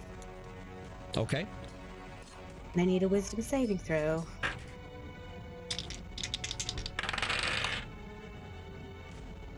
All right, so which 2? This one... Anyways, it doesn't matter. The lower 2. The lower 2. Okay, so the one closest to you rolled a 6 minus 1 for a 5, and the one farthest away from you rolled a 17 minus 1, so for a 16. He saves. But his friend takes 5 necrotic damage. All right, so go ahead and claim that kill. Oh, same thing, that same flapping of birds in a bell tower and echoing bells ring through his head, and he falls. Okay. And that's your turn then? That will be my turn. Okay, Case, you are up, and then there's a couple of the enemies. Ensign, are those things the kobold things you're talking about? And Keith is just going to like point his sword over there. Can I kill them? Yes, you can definitely kill kobolds. They're like scaly rodents.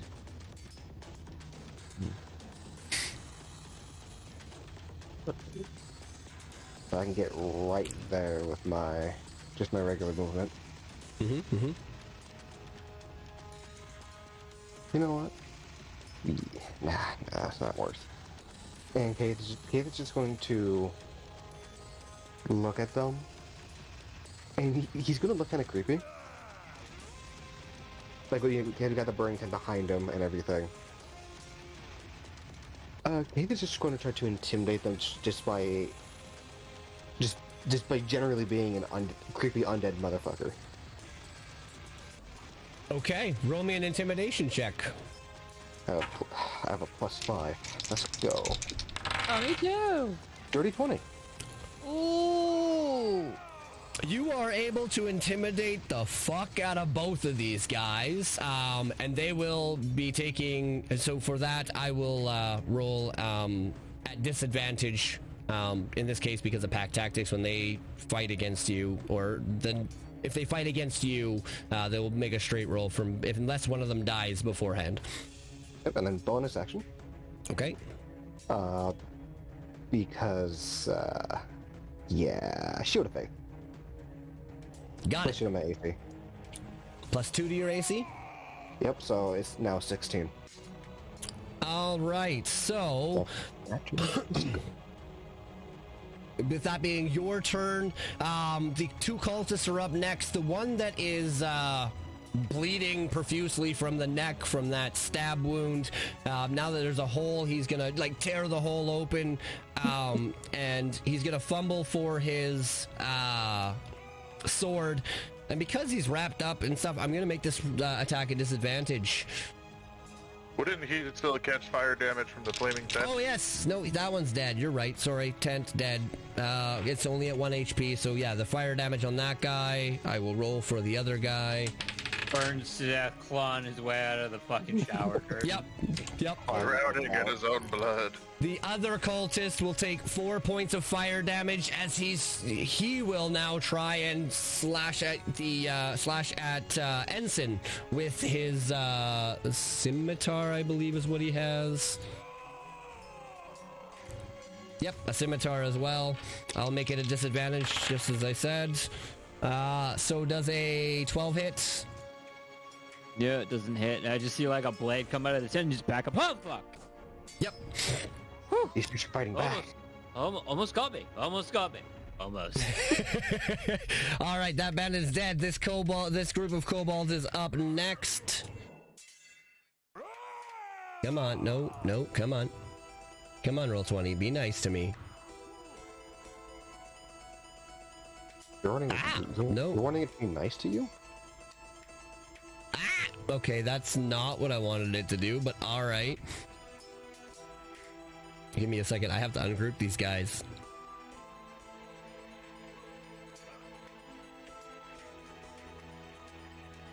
They all just did some weird moving. God, I can't get away from kobolds no matter what campaign I'm in. Kobolds come to hunt you down, son. All right, so the first kobold at the front is going to throw his javelin at you, Case. Because he's within 30 feet, he gets it at advantage. The other two will also throw, but they will be at disadvantage. I need one more D6, or D12, 20, there it is. Alright, so the one with advantage is going to swing at you, or throw his javelin. So as you see all three of these javelins coming at you, a 17. That hits. Natural 2. And a 14. One hit. Okay, 17. 1, yep. So you're going to take 7 points of piercing damage as all three of these, one kind of just over your head, the other one just lands at your feet, but the other one smacks you straight in the breastplate. It is now sticking out of your chest. You're just just the actual chainmail, like it's like kind of like in there, and like the shaft of it falls to the ground. That bandit is dead. Duncan, you are up. Valzana, you are on deck. Like in there.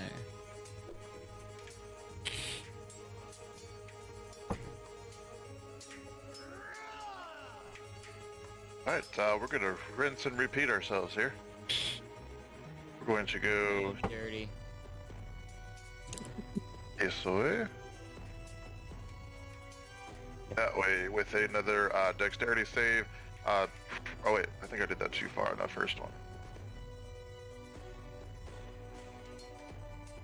Yeah, no, it would go for those guys except for the one in the back. The one in the back is free, but the rest of them, the same dexterity saving throw for another Burning Hands. Alrighty. So 1, 2, 3, 4.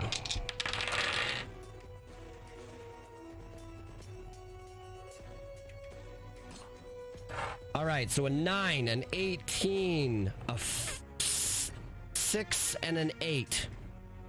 Sorry, a 10. They all fail, 13 and under. Okay, go ahead and roll that sweet, sweet Burning Hands damage. I'll show you the fire, baby. 12. Damn, all 4 of these things, claim it. Duncan is just gonna sit and you'll see him doing little hand movements and you'll just see the flaming fire come out of his hands and just shoot all 4 of these kobolds down, except for the one in the back, and just gonna look at him and say, "You're next, motherfucker," and he's gonna wave his javelin that one of them threw at him because it's still inside or on him. Yep. All right. And as a bonus action, I'm gonna use my 2. I'm gonna take my 2 sorcery points and turn them into a spell slot. Sounds like a plan. Beautiful. Valzana, you are up. Kadrian, you are on deck. Okay, Valzana, completely ignoring the kobolds in her panicked earnest, she's going to dig a hole and bury half of the unconscious occultist and promptly guard over his body with her life. Head up or head down? Head up. Okay. And she is... Just wanted to clarify for my own sake. And she is sitting by him, just like fully like, if you touch him, I bite. Got it. All right, Kadrian, you are up, and then Ensign, you'll be on deck because this bandit is dead. Okay. Right. Well,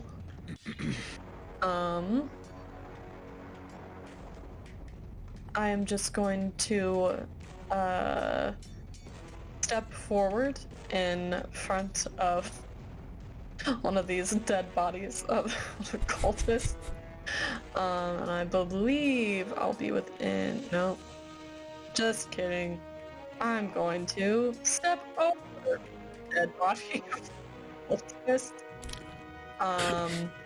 To line up my finger gun shot at old kobold in the back over there. All right, sounds good.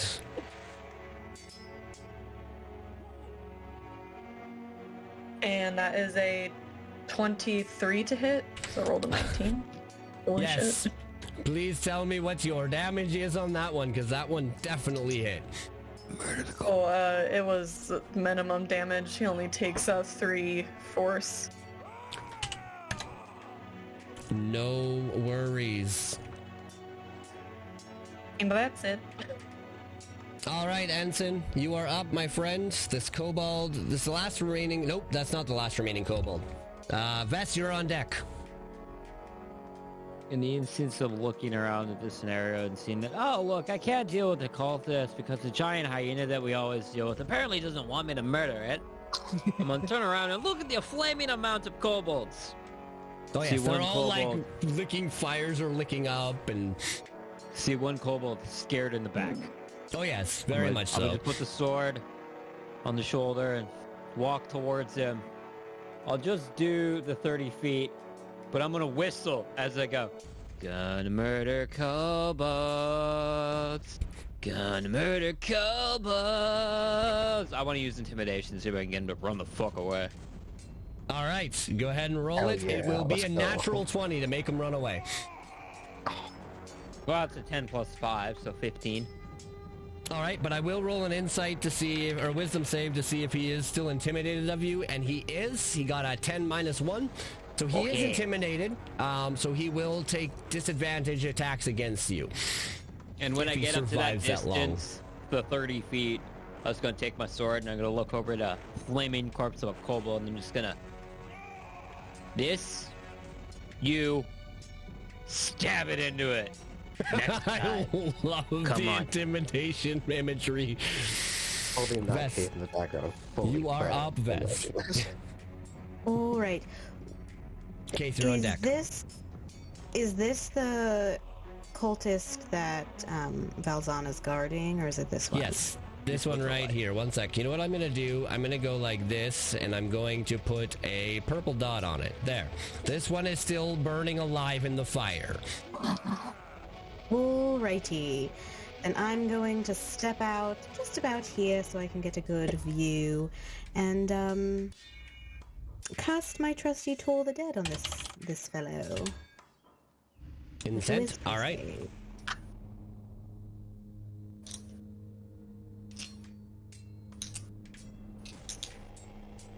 So I need a wisdom save from him. Oh, sorry. 8. And he's He damaged, so failed. 1d12. Lovely. No, only 3. All right, well, he is not dead yet, but he is getting there. Alrighty, and that's it for me. All right, Case, you are up, and that lonely cultist is the only one they will be up next. Cool. I will move right up to the kobold. You can no longer see my token because it's currently underneath another token. Yep. Here. And, thank you. You're just gonna do a little bit of a swing with the greatsword, you know? There's a 15 critical. I rolled another 12 plus 3. 12 plus 3 for a 15. Yep. That will meet his AC. Never said it was going to be me that was going to hit you. So, total of 6 damage. It isn't me, so 3. All right, that's enough. Go ahead and claim your kill. Skewers the kobold and lift it up. All right. Yeah, just like that. They do look weird. You can also eat them if you cook them. All right, this cultist is going to take some fire damage from the tent. Oh my lord, it is going to hold on for dear life. It's got 1 HP left as it takes 2 fire damage. And it is going to roll a disadvantage against Valzana, the Great Hyena, to see if it can last-ditch effort. Does a 13 hit the hyena? Yep, that hits the hyena. All right, so as it literally it kind of grabs the scimitar and it's backwards to jab it right down into your foot. He's going to do 5 points of slashing damage to you. I guess this would be piercing in this aspect, as he drags himself out while prone of the burning tent so that he doesn't die in fire. Oh, great. Yeah. Just look up at the angry hyena that is now staring down at him. And because it's prone, it's half movement, so he can only go 15 feet, but he's just wants to get out of the fire. He doesn't know. He's dying. Last ditch effort. Tunkin, you are up. Valzana, you're on deck. Duncan, seeing this guy just take a stab at his buddy, little friendly hyena here, is going to walk up to him, take that javelin that he still has, and he's going to run it through the top side of this guy's dome, hopefully. All right, go ahead and roll 2 hits. Be an advantage for him being prone, correct? Yes, as long as you're within 5 feet with a melee attack. Can I use a javelin as a melee if I'm using it in the fashion that I am? Yeah. Mm-hmm. Alrighty. Yeah, that's... Yeah, javelins melee or javelins prone. have reach. Doesn't mean that they can't attack within 5 feet. Yeah, javelins are neat. Yep. I did I one think more it's- question. I'm not quite sure the modifier javelin uses. The dex or strength? It's a dex. I think it's dex. Yeah. But I in wanna that say case, dex. 17 to hit. Are you Honestly, I guess javelins it's a don't simple go up weapon. that Are you proficient with simple weapons, Tunkin? So I am not, but I wouldn't get a modifier for proficiency. Yep, that's correct. So then you would just get a straight roll plus dex, yeah. Okay, so it was a 17 for the hit. Okay, perfect. So yeah, go ahead and roll the damage. Yeah, it's dexterity. Okay, just needed. I was pretty sure it was. The 5. I guess it really doesn't matter. You only needed 1, so go ahead and claim that kill. Yeah, so like I said, when I walk up to him, I see this scimitar coming out of my hyena friend, and we're gonna pull that javelin out that the cobalt threw at me. And I'm just gonna run it straight through his head, sticking it in the ground, hewering his head to the ground. Beautiful. And you just, as you sink this javelin into the side of its head, you just hear the bones cracking and splintering, and it just, yeah. I'd like to attempt to telepathically communicate. I don't know if the hyena can speak in her mind. A language I can understand? Just ask her intentions with the other kobold? It still Valzana, she just looks like a hyena. And I just have one question, is what are you planning on doing with this other guy? Questioning. That's it, that's all you hear. Questioning. Fair enough. All right, and as the javelin skewers this remaining cultist's head, you guys are now out of initiative. All the enemies around you are dead. Except for the one that was far in less subtle. the... Yeah. One, I never said I was subtle, and I do like the smell of burnt cobalt. I mean, this one's not bad. I mean, if you want, you guys can cook it up. About to say, are they edible? Oh, Tonkin already cooked up a bunch. I may as well just grab one of those. Nice and warm for you. I'm literally gonna go and grab a cobalt and drag it over by the fire and cook what's the rest of it. Beautiful. All right, so what we're going to do here is we're 20 minutes past our break. We are all going to take our 15-minute break, but I also wanted to let everybody know, because this has been 4 episodes in the making, and I'm done waiting to give it to you. You guys can all take your level 3. So go ahead and do that while you are on the break. Yes. Does this you happen don't immediately? need to talk. What?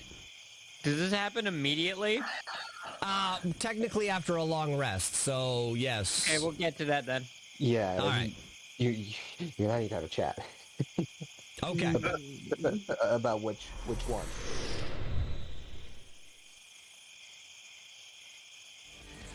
All right, and we are back, I believe. Yep, we are good. Thank you guys, everybody, for sticking through the break. Everybody is slowly leveling up to 3, so Darren's got some work because I'm going to need the new player cards or overlays. Not worried That's about an that. easy fix. So currently everybody still says they're level 2, but next week hopefully it'll stay their level 3.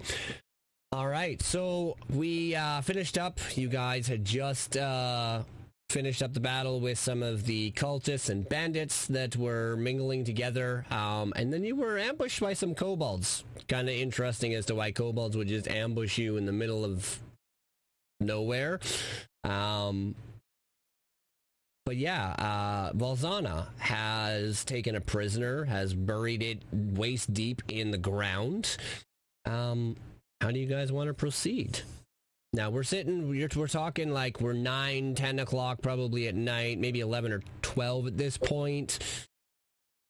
So it's night, it's dark, it's cold, and you do notice that your breath is starting, your nostrils are starting to like ice up, your breath is throwing out fogs, and it feels like it's about to snow. Can I go over to the direction that the kobolds came from? I want to try and investigate their camp, see if they have any connection to these guys. I mean, Kate is pretty smart, so she thinks it would be kind of strange if kobolds were just, happening to hang out in the same vicinity, but she just wants to check it out. Okay, so what I'd like you to do is, as you're walking over there, what's your passive perception? So poor. An 8. She walks over there with confidence. All right, so unfortunately, because of the fire that most of the bodies were succumbed to, you don't notice anything about these specific kobolds or anything like that. But as you go towards the direction, you don't really see a camp. You just see long, rolling, grassy hills as far as your vision will allow you to see this late at night. For all intents and purposes, it's almost like they came out of nowhere. I just mutter, strange, to myself, and walk back to the camp. Cool. Valsana will unwild shape, go back north, and she'll go, okay. We've gotten our things out. We have done. Can you guys hear me? Yeah. Yep. Okay. My mic just told me it was on this whole time. Okay, but she had unwild shape and was telling everybody, she's like, okay, we've gotten our bloodlust out. Now we do, when he wakes up, we do business. Okay? What else are you hoping to find from him? Well, what do we know?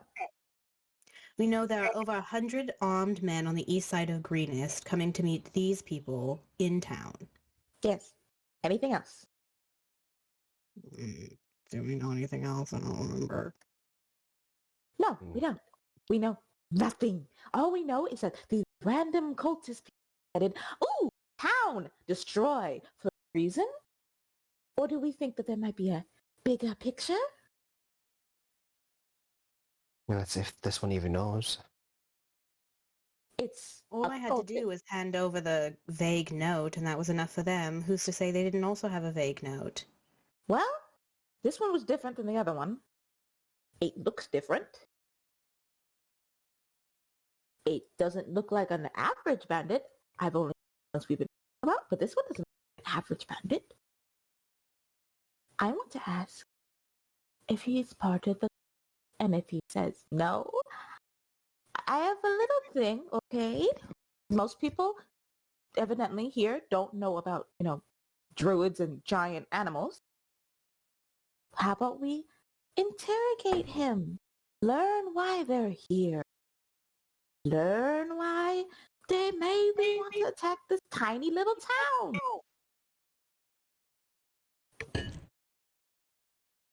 Just an idea, instead of just waiting like sitting ducks for whatever happens, and then we deal with it when it happens.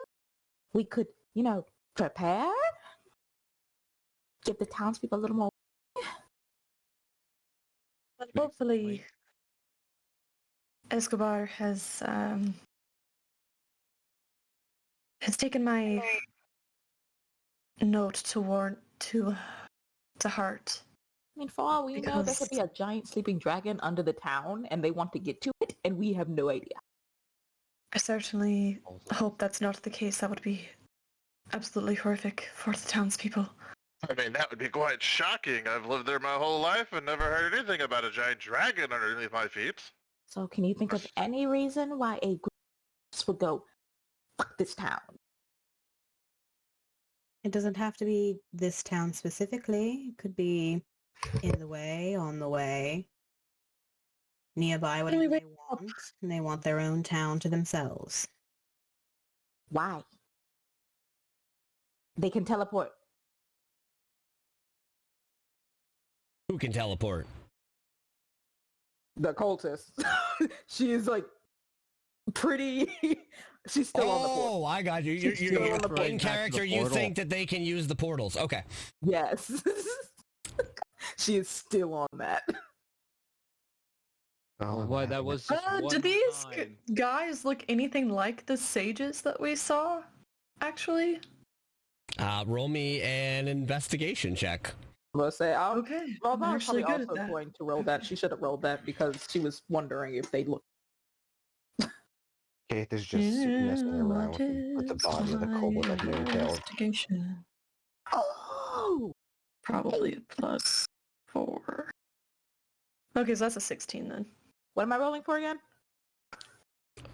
You guys are rolling for investigation. Well, Kadrian was rolling for investigation because your comments had, spurred Kadrian to think, well, maybe are they similar to the sages that you guys came in contact with the day prior? No, you definitely see that these are different. As you go over their robes, you can actually see like this, almost like it looks like a dragon mask that they would typically wear. Yeah, they don't look anything like the sages from the day before, which were, dark red pants, floofy, feathered shirt, and a white cloaked robe was what the sages looked like the day before. I'm sorry, I never described them the day before, so. She was also just checking over this guy that's in front of her. From what she can see, I rolled a natural 20. Could she see anything? You see the same thing. These definitely look different than what you've been up against before. But with the natural 20, you would know that these bandits are not the bandits of Kadrian's story of trying to find these bandits that had accosted her. These ones are the regular bandits you guys have been fighting prior. Including this person that she has in the ground. No, these ones are different. So the cultists are different. So yeah, so the dead cultist right here that is now in the charred earth of the ground from the fire where the tent once laid. So this cultist and this cultist and this cultist look different from the other 4 combatants that you guys took down tonight. The 4 other combatants that you guys took down tonight are very similar to the bandits you guys, Ensign and Vess, have been dealing with for months. But these are different. That's why Valsana buried this one. Yeah. These, for all intents and purposes, the one that you've got buried there is, you guys have never seen these people before. They look very cultish. Yeah. So... you could deal with them in what manner that you would want, but you could also leave them for the morning. I just wanted to make sure that we... If you're going to leave him for the morning, I recommend burying him up to his neck at least so he can't, dig himself out. His bug is broken. I mean, even then I can also just watch him. I shattered that thing. It is... The only thing keeping him from bleeding to death is the dirt I put on it. So it's probably going to be infected after... Kate is just going to move closer to the. That's quite awesome. I'm gonna go back to bed, but it's getting cold, so I'm gonna rewamp out the tent. I'm gonna go fix my tent. And I'm gonna go to sleep because it's getting cold. All right, and so now I'll just sit here and I'll watch. Perhaps drag him near the fire. If you're going to be up all night, at least keep warm. Well, I buried him, so... I mean, hence... Move the fire. Yeah, I'll move the fire. Closer. Isn't the tent still burning? No, it has officially kind of died down. I mean, a tent like that really didn't light up very much. And because I'm not lighting the entire green field on fire, it just died out. Alright, so Keith is like, yeah, can you take him out? I mean, I can make sure he doesn't bleed to death. I'm very good at, I patch myself up all the time. Okay. Well, Zana, for all intents and purposes, you clear the grass around, you kind of get into the dirt so that when you relight the fire near the cultist, it doesn't, catch fire. You practice in the fire safeties, and the cultist can now stay warm. And Keith will stab his gray sword into the ground, in a spot where he can see the cultist, where the cultist will wake up, he'll see Keith. And Keith will just lean on his sit down and lean his back on his greatsword and just watch the cultist. And that's how he's going to position himself for his long rest. All right. So, as the rest of you slowly make your way back to your respective tents, you guys kind of, cozy up into your blankets, and you guys all get ready to take a long rest. Throughout the evening, Ensign, a picture comes into your mind. You see this horned, pale white face with a goatee, out of character, almost looks like Satan. Don't know how else to explain it. Lost my train of thought. You see, he's got a nice flipped over collar, quite muscular builds, has a pauldron on his one arm, armored very well, and he's holding a staff. He doesn't say anything to you, but you feel this agonizing pain as his hand shoots out towards you. And you can feel as his claws dig into your eye sockets. And twists and twists and pops it out. And then he takes one of his clawed fingers and severs the optical nerve. And the image in front of you disappears. Wake up screaming at that point, and visually in context, fire would burst out of the eye, and it would just be burned over and completely black, and then just pass back out from the pain. And when you woke up screaming, Belzana screamed, just, what? Burns a bit of a hole in the tent, like green fire just out, burns a hole in the tent, and I'm just passed back out again, just like. Vess is there in a second. So, for all intents and purposes, how many tents did we bring? Did we bring 2-person tents and we're sharing 2 apiece kind of thing? I mean, it's semantics and doesn't need to worry about it. She was meditating near the bandit with Keith. But okay. You know what? I can't speak. All right. So yeah, so Vess, you hear this scream and you are instantly to his side kind of thing. Anton, out. Just trying to make you... Does anything wake him up? Huh? Anton? Anton? Huh? What happened? You look, just his left eye is just like a shiny black, just straight over. Good gods, what? What happened to you? What's... And then she just starts screaming for help. I would say Belzana has gotten up and has sprinted over to because it's like, why are we screaming? Why are we screaming? What? Why is everybody freaking out? What happened to your face? Yeah, Keith will drag the He's still buried, by the way. He's still buried. She never unburied him. He's still back there. Without a word, I reach into my bag and I'm sort of a vain lady. Pulls out a mirror, holds it up, and's in your eye. This is just so fun. Oh! Come here. Come. Are you hurt?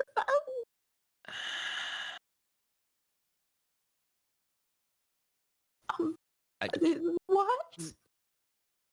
And so, Can dreams hurt you? Can nightmares hurt you? that's a very good question. Come here. Let me heal your face. Come here. Mm-hmm. Just like lean in. And she's going to try to cast Cure Wounds. I'm going to assume it does absolutely dick. Nope, it would do absolutely nothing. So, as you do your druidic-like things and however you cast a spell, you go to try and cure this wound. Can you guys hear me? Yeah. Yep. Okay. All right. As you go to cure the wounds, you just feel the magic kind of reach out. It kind of, swarms into his eye socket to try and heal this void, and then the magic just instantly vanishes, and you just feel like cut off from that magic, and it just you have this feeling that it just did not work. It's almost as if you've never had a proper eye in the first place.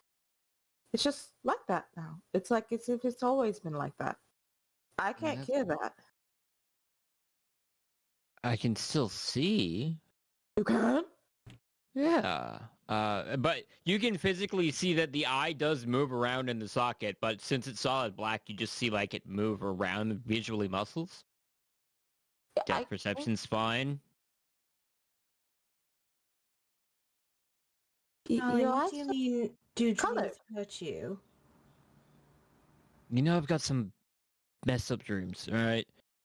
I saw... No, are you certain it was a dream?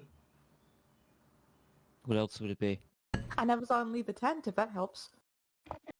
No. You know I've seen things. Gone Yeah. places that aren't here. Yeah? Often in my sleep or when something terrible happens. You're certain it was a dream? What exactly happened? How familiar are you with the Nine Hells? Me? The question is quite general. I mean, I've look at me. as you've learned of them. Pretty sure Kadrian and Tunkin know a lot about the Nine Hells. Yeah, I just sort of sit there like...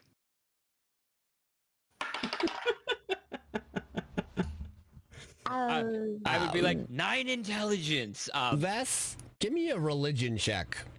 Oh, goody. Yeah. Ooh. 17. Yeah, so you know quite a bit. You know that there's obviously the Nine Hells it refers to each layer of hell, and you know that each layer is ruled over by another, deity of sorts. And that, sorry, yeah, archdevil. Sorry. And that at the most, you do know, and I'm gonna probably butcher the crap out of this and say the wrong name, but Asmodeus is the overlord of the whole system, and dwells in the most deepest layer of hell. What? I know enough, Ensign, you know that. Why? If you would want to call it what you would want, it would have been a meeting from Dispeter, leader of the City of War. He took my eye in the dream.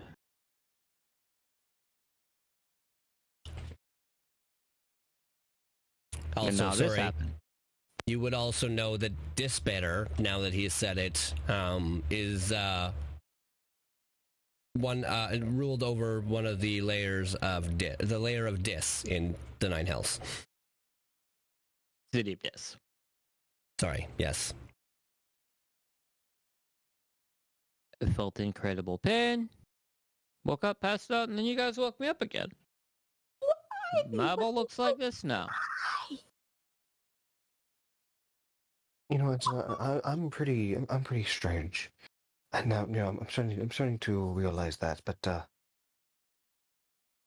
you honestly look more strange than I do now. You're gonna get a lot more questions from me. Why would you take it? I'm gonna focus on it really, really hard. Consider what the eye is, and then it just a little twist, and then just this little pulse kind of. And that would be activation of Hellsight.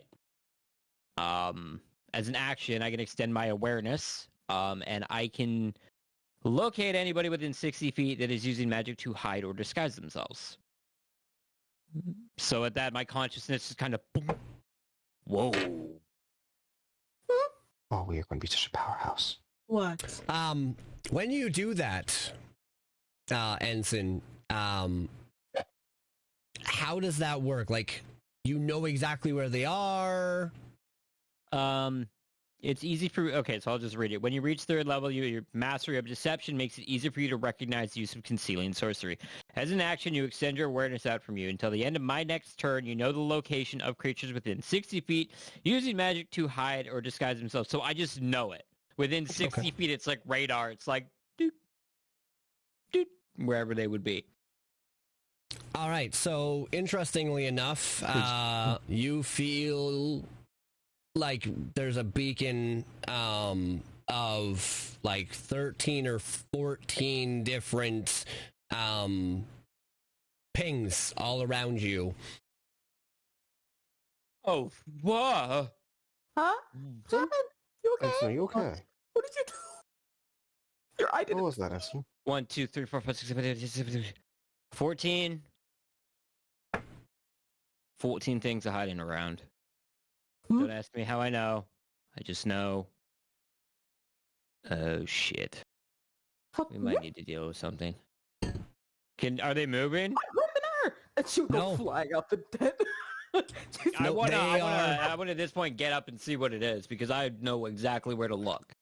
But he Okay. can see him dead ass, right? Yep. As far as I know from the way his... So as you you make your way to the one, as you get closer and closer, you get to that point. You see this like phantasmal image. But as you get up close to it and you go to try and reach out to it, it doesn't move towards you. It's looking straight at you. But it's here, but it feels like it's not of this plane. Like you can physically reach out to try and touch it, and your hand passes through its body. Ooh. Almost like a shade. Something that's here but not. Exactly. Are you saying that out loud? I Did would. anybody actually follow him? Because this would have been like I would. probably about People 30, follow. 40 feet away. Balzana ran to her Follow the prisoner. dude that freaks out with a screwed up eyeball. Good idea. Make sure you don't hurt yourself. I mean, What else would she do? Come on. Like Kato had grabbed his great sword and followed. Does that Nice. ability extend out towards objects that are also hidden by magic? Of creatures, it says nothing Okay. about objects. Perfect. So yeah, I would start to like walk towards it, and I would start to verbalize what I see. I'd like explaining that there's like some image of like something or thing, but when I would go to pass through it, it's a shade, something that's here but not. Yeah, it's definitely an incorporeal form, and you can't really make out any like facial features. You don't know if it has eyes. You don't know if it has a mouth. It doesn't look like it has legs. It looks like it's kind of floating there. You don't see any arms. You can't. It's faceless, armless, legless. It literally just looks like a scrap of clothing and like the shape of a face. Yeah, the second I'd like run my hand around through it, nothing would happen. I'd be like, well, it's generally harmless, and I'll turn it off. Moving forward, Ensign, I will tell you what that was out of character, but it will not be hindering that ability moving forward. Okay. Outside of that, well, it doesn't seem like it's actually done any serious amount of damage other than change my appearance aesthetically. I'm going back to Why? bed. Obviously to be able to see ghosts? I don't know. But why was anything from the Nine Hells reaching out to you in your dreams? Why would they take anything from you? They take something from you, and they keep taking. They don't just give you something for free. I'm gonna like reach down into his shirt and he pulls out a necklace that has the holy symbol of Asmodeus on it. Deals are deals. Like put it back down. That was a neat little necklace.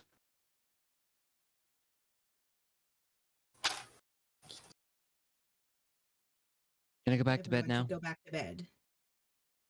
Thank you. All right, well, I guess I'll go back to where I was. And Kato once again stab the great sword into the ground, sit down, and watch the bandit. As you see Valzana, who had not gone with the group, she had stayed with the cultist. He's like, what happened? I looked back and everybody was going in a direction and I wasn't sure. and I think Ensign made a deal with a devil. I'm not quite sure what a devil is. But it took his eye. Like when you look devil. at it, there's nothing there. Think of an and- evil god. To be more specific, it probably would have been an archdevil. Hayes does not know, and he is not with you right now. Yeah, he went off because that's where she's Mhm. like, devil's So it's like evil yeah, god? I guess you could put it that way. I mean, good, Give or evil. Those concepts are still kind of. I'm still actually kind of learning those, but apparently, like he did something. Baby eaters. After we woke him up. And he said that there were 14 things around that were hiding. And he went up to one, and I guess he couldn't actually touch it. I don't know what's going on with him, but he seems to be fine. But when you see him next, just you know, I guess you could ask him more about what was going on with those things. Perhaps you'd understand a little bit more than me. I'm not a big fan of all this magic stuff. I don't. Oh, I should have asked. There's just so many questions. I didn't realize and then this Kate was will crazy. lean I thought the forward. Fae was supposed to be crazy. Yeah, he's going to lean forward to the bandit, and I'm also going to make sure that he doesn't actually die. Oh, he's fine. Because, well, dirt isn't always the best choice. And I Keith have will give infection him. herbs. Keith, don't. I got this. Keith will put 1 point of lay on hands into the cultist that is buried. He should be fine now. Fibrillation. He'll be fine now. He How won't happened get to heal don't be his known- leg? He'll be fine. Unless you do something that damages his leg too much, but other than that, he'll be I fine. shattered It's- his cap and every. I mean, I've destroyed joints in my body. I can usually just fix that up myself. I was trying. I mean, not it works. fix his leg. Well, he's buried, and he's not going to get away. When he wakes up, I'm breaking his arms. I feel like there's a lot of unnecessary things being done to him. That's if he doesn't talk. I mean, Don't want to he's interject buried. here. Lozana and Keith, while you guys are arguing, what is your passive perceptions? Oh no. Oh, passive. I mean, that's not the worst. 12. Perception. Where is that? Look, 12. Okay, I found it. Wait, yours is a 12? Yeah. Oh no. Hey, see nothing. There's nothing. Oh, As you God, guys we are have to say- talking amongst yourselves, while this cultist is, for all intents and purposes, unconscious on the ground, or in the ground, you hear this, "Help! Help! Help!" coming from your feet. Yeah, the cultist woke up and is screaming to try and get somebody's attention. Just gonna look down and go, shut up! Keith is just gonna kick him. Obviously not even to kill, but just gonna kick him in the jaw. As a reflex. They've got me buried in a hole! Help! Hey. You scream one more time, I'ma break every finger. 21 for a kick. Help! Yeah, Keith is kicking him with for 21 to hit. Roll your damage. I'm gonna say, It just be unarmed, so it'd just be 2. Yeah, that's right. Yeah. Non-lethally. So, yeah, he goes back unconscious. how long have we waiting for him to wake up? I I did point out that if he's calling for help might actually be nearby. If help was nearby, it would have heard Ensign scream. Yeah, Ensign did scream really loud. Also, there's kind of a hole in the tent from where the green flames shot out. Light shot out. Anything in the radius that had a brain left. Yeah, they would have either left or come here. I mean, but We're honestly, thinking of Ensign would allies. I don't think anything's I going would to have happen. assumed they would have showed up by now. All messed. And the screaming and the green. Unless those things that are hiding are his allies, but they're just not here. Well, while being here, I don't know, magic's The weak. only thing that hurt him was the ghost of his comrades that are burnt over there. Is that how that works? Well, Is that how that works? I don't. Maybe. I I just wanted him to be quiet before Ensign came out with a sword and stabbed him. oh yeah, no, that's why I kicked him. Valid point. Valid. Yeah, that's why I kicked him. Always solid. First started Next time? screaming. Shut up! just gets kicked in the jaw, just immediately. Next time, kick his arm. You have him buried, Yes. like up to his neck. I can't kick his arms. It's not up to his neck. I didn't continue. I didn't kick Ensign's advice. Are you crazy?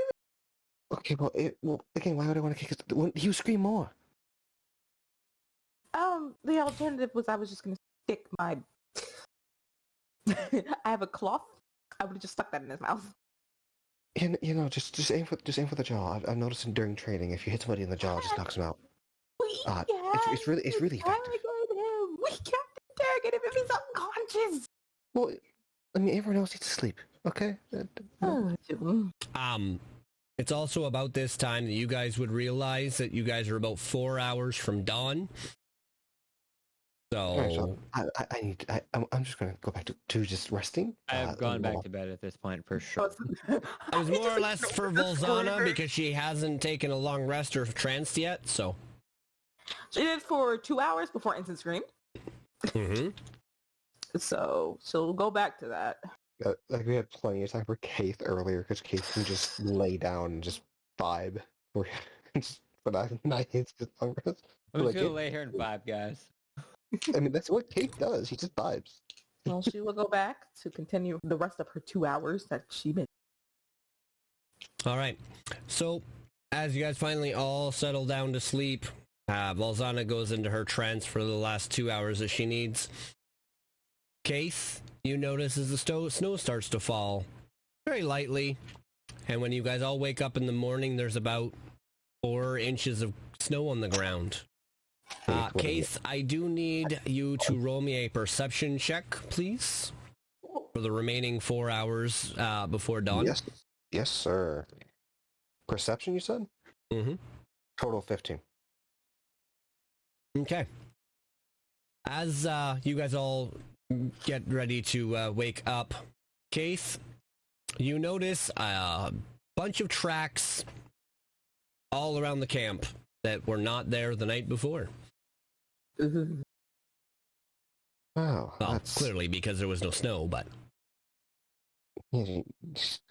well, that's I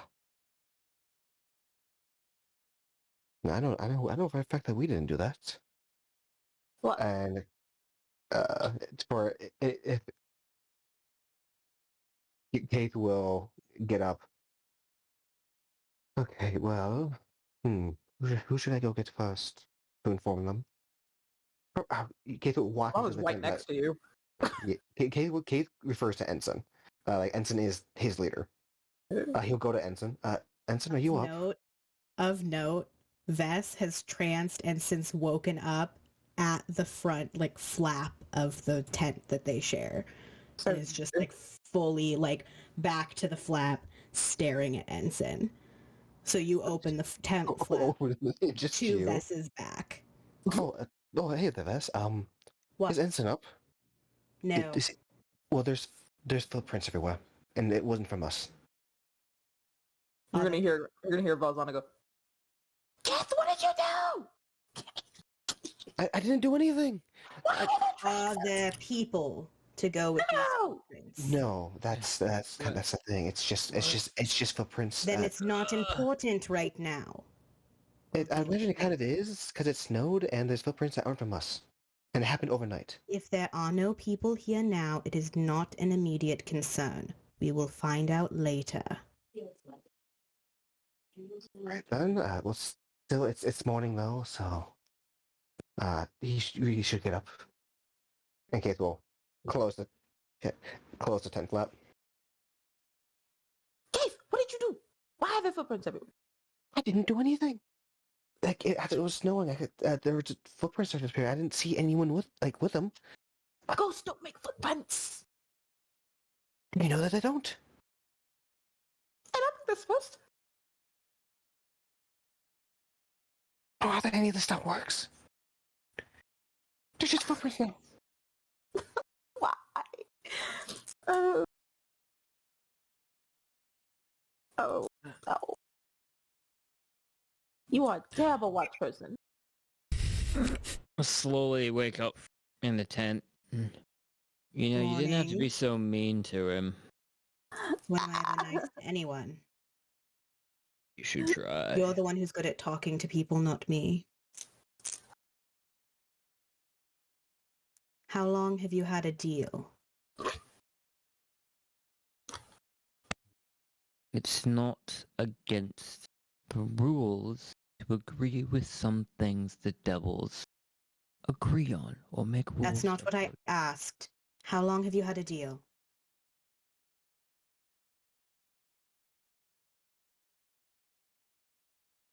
Since Waterdeep, That's what I sensed on you? This deal?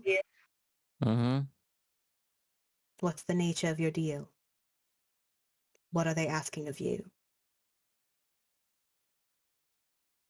Service. I- Service.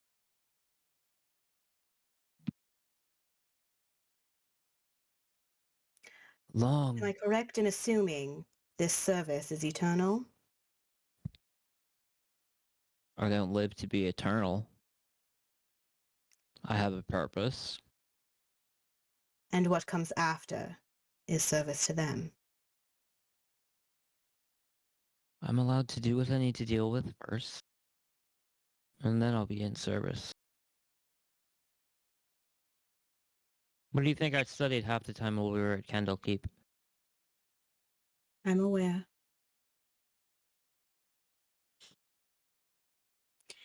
You know, I've always known I would outlive you by a great margin. Mm-hmm. But I had faith that my queen would see us reunited in the end. If your service is to the nine hells, that is a place I cannot follow. And now there will always be a day when we say goodbye. Excessively dramatic. And true. Yes, true. But we make decisions regardless of good or bad. Just because I Clearly. take a power of a devil to protect people doesn't mean I'm entirely doing it for a wrong reason. I'm not saying it's wrong. You're saying it's wrong because now essentially I have to go and serve in the blood war when I'm done here. No. That's not the issue I take with it. Then what? You know the sorts of things I do. I know the You don't sorts of judge me for things- them. I don't judge, but you know how hard it is to control the madness? The aggression, the rage, the anger. How much it twists at the mind. I've They seen you offered struggle help. with it.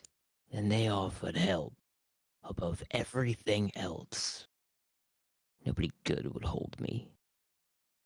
Oh, no one good. No one good that had power, not you.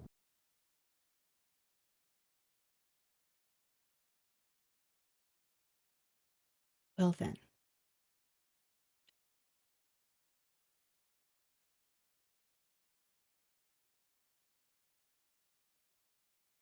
Good luck with your deal. I'm gonna go find out what these footprints are. And I stand up and walk out. Okay. As you walk out of the tent, you see Keith out there. I would assume, Keith, you are like walking around the camp, checking out all these footprints. All right. Yeah.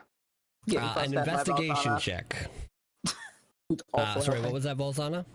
Said getting fussed at by Belzana, who's helping while keeping an eye on her prisoner in the corner. Ooh, total of 17. 18 minus 1. So, you notice that the tracks are that of kobolds. You notice that the tracks are that of, booted men. And with a 17, it looks like 3 or 4 dozen of them just walked right on by you. Yeah, Kate is going to turn to. I was only got a Valzana. 19 on that, so I'm guessing she saw the same. Yep. And she just looks at Trent, slowly looks up at him. Well, Never, ever watching alone again. I'll walk right up to them. What about these tracks? How fresh? Where are they going? What are they? Oh, how fresh would Valzana know that? So She's got some. yeah, go ahead and roll me a survival check. you got this, Valzana. I wish you didn't say that. Natural 1. Just as bad. It's a 3, but it's like No it's a 5. worries. It's a Okay, 5. so with the combination of your investigation and your survival check, you can't pinpoint the exact time frame, but it was sometime in between the time you went into your trance till now. When Keith was alone on watch. I left you alone just 2 hours, and then these people passed by. The strange thing is that there seems to be a lot of them. Why didn't Yeah. they help? Why didn't they help their friend? If it was their friend. Some of these tracks aren't mean, bandits or cultists. It's animals, basically. Well, No, it's all kobold- 3. No, kobold bandits. It's all the things that we fought. It's Yes. the same things. I mean, our cultist friend there is still, he's still half buried. Actually, there's snow on him now. He's probably very cold. But he's The still fire alive. was close enough that it was keeping the snow relatively off of him. But he's still there. Saying anything but And there seems to be a few dozen. Why didn't they do anything? forget why they didn't do anything. You missed over a dozen people walk by us. While they're arguing, can I start trying to figure out what direction these footprints are headed? If they, grabbed anything from camp, just sort of follow them and figure out what their path was. Yeah, for sure. Roll me an investigation check as well. As well as a survival check so that I can combine the two and tell you what it is. I'm going to get you to do 2 different things while you're searching. 12 investigation and 18 survival. So, you do notice that one of the bodies is missing. Somehow What it kind of passed body? just one of the bandit bodies. Somehow this creature was able to get by Case and at the corner of the firelight grab a body and take it with it. And you can kind of see some drag marks and then all of a sudden you see the footprints are a little bit deeper than the rest of them. You see that as you kind of circle the camp, you see all the kobolds' bodies that were burnt are now gone. And you see that they are heading eastwards towards Greenest, or westwards towards Greenest. No, east. No, it's east. You had it right the first time. Yep, I had it right the first time. I'm always bad with this direction on this map for some reason. I come out from the tent fully dressed out and... So... Belzana just absolutely fussing at Kate. I mean, I'm surprised that you weren't knocked out of your trance. I had put trust in you for 2 hours. You just met me. All I have is a good smile. He makes a point! I'm gonna go walk over to Vess. What have you seen? Kobolds. They've taken a body of a bandit and the rest of their people, and they're heading toward Greenest. Might as well fucking mean turn around now. I'm not sure we'll catch them.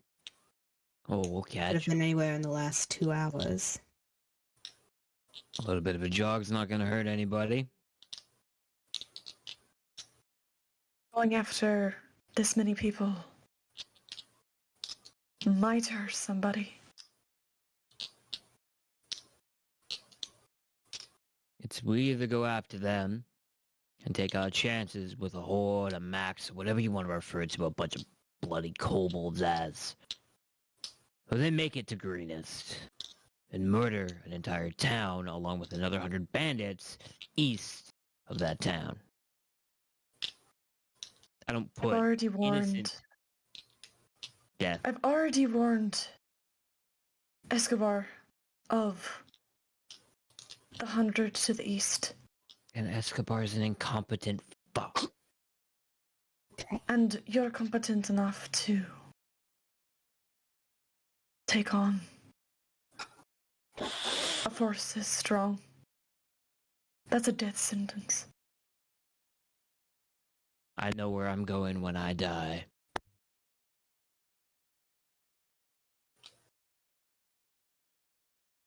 Perhaps you can explain that more after we take care of all this?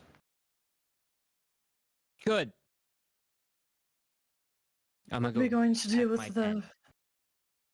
man in the hole? Kill him, I don't care. As you guys are talking amongst yourselves, the sky all of a sudden overhead turns pitch black.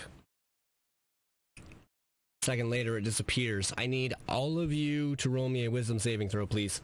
Oh wait, I'm a paladin. I am not. The advantages of being a paladin. 13 minus 1 for a 12, baby. Natural 20. Oh, God. 21. Dang it. That's a Going 12. down. I'm going down hard. 17. All right, It's so a 3. everybody that isn't immune to being feared and rolled a 16 or lower is now feared. I think I said that wrong.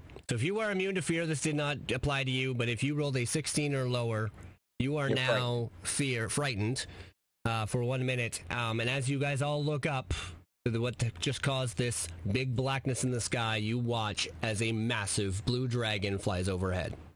You didn't need the fear check. Hey, is that a dragon? Is that what you're talking about? Wow, Once the dragon flies overhead, you see something that is very different from the day before. Standing right beside the sun is what looks to be a second sun. And that is where we're going to end our session for the evening. Just the screams of the party. Like everyone's screaming except for Kate. Who's just like, what's that? It's like, hey, Ensign, is that it? Ensign fucking screams at the top of his lungs. Ensign? Oh my God. This episode should be titled Ensign's Big Day. It's his big day off. It's big day. All right. Ensign lost an eye. The fact that it's also a blue dragon. Oh, that's gonna be a bitch to deal with. Oh, So- no. Just for future also, anybody that succeeded that saving throw, please make note because Yes, you are sir. now immune to Immune. that frightful presence for the next 24 hours. Woo! Oh hell yeah! Let me just mark that down in Kate's notes. Because hooray for being a paladin and also just rolling a natural 20. Yep. Notes. Nope, Valzana. Other. Let's just hope Valzana doesn't pee herself because she's absolutely petrified already. Wait, so who is not feared then? Right now? Duncan. You, Tunkin, Me. Case, Okay, okay. She's just So and half then the I think party is Ensign, feared. Kadrian, and Valzana fell under the effects of the dragon. Rightful presence, yeah. So, Failed yeah, We so got so this, hard. guys. We got To- this. shoot. to It set wouldn't the even matter scene to- again, as you guys are talking, the dragon flies overhead, or the sky goes dark, right as the dragon flies overhead, and that is where we're going to cut the scene, and we will pick up your reactions next week. I think my reaction's pretty good and out there. How about Sam? Yeah. It just fits perfectly. Keith is stupid. He said no. Keith is stupid. He's fascinating. Everyone else knows how dangerous a dragon is. Keith is just, oh hey. What does it look like? Haley, Ann, and Jen. So you leveled up. Have a dragon. It's tyranny, baby. Shit's about to go down. I'm not looking forward to a blue dragon, though. Oh, because I know how powerful those are. Great. So what I would like to do, HP, baby. what I would like to do, guys, just because we have a couple more minutes here before the end of the session, is I would like, I know I usually ask everybody to be here at 5:15 before session, but next week there's a few things we need to go over in accordance to what's about to happen. There is things that I am, as a DM, have to make sure you guys are well aware of when it comes to this. It has literally written it in the book. Make sure your party knows this. Yes, so sir. if you guys could meet up at 5, does that work for everybody? Yeah. An extra 15 minutes early? It's always how I Should work out, yeah. Yeah, Okay. I mean, I'll be home at well, I'm in a different time zone, but yeah, no, I'll be there. I'll be there plenty of time. I get home early from my work, my new job. Sounds good. Yeah, because we're into Tyranny now, so Chapter 1 is very loaded, so I need to go over some basics with you guys, just so that we can find a quick and easy way to go about doing a few things, because it gets intense now. Oh no. Oh, yeah. The next 3 sessions. That the second sun is the city burning. Yeah, I was just about to ask, Ensign, hey, Ensign, I don't remember there being 2 suns. Baldana is never going to trust for you a couple again. minutes. You also have a passive perception of 12. Do not talk to me. I just want to say I'm pretty sure myself, and I'm pretty sure Darren has a passive perception of 20. Yeah, I have a passive perception of 17. Yeah, I mean, you guys I have the higher passive So perception. somehow I've never Earth. been put on watch with my passive. Yeah, no, you gotta keep putting the 2 people that have the really low passive perceptions on watch. You guys gotta stop doing Earth, that. do you have a passive perception of 20? I took Probably- a feat. Yeah, probably observant. Observant. I took an Holy observant shit. feat and also No, observant is godlike. Mhm. casting. Mhm. Yeesh. I have All right. so many health points, man. So, So many health points. let You me sound like quickly- Zach. We're close. I am not going to pull that dumbass stunt. You know what? All right. Well, it's been a pleasure, everybody. It looks like the party has mixed reactions of how this is going to go next week, as they've seen their first dragon as their characters. So we will leave you all with that for the evening. It has been great having you all. Thank you all so very much for being here with us and enjoying the episode. But until next time, may your dice be as unlucky as our rolls. Bye for now. Bye.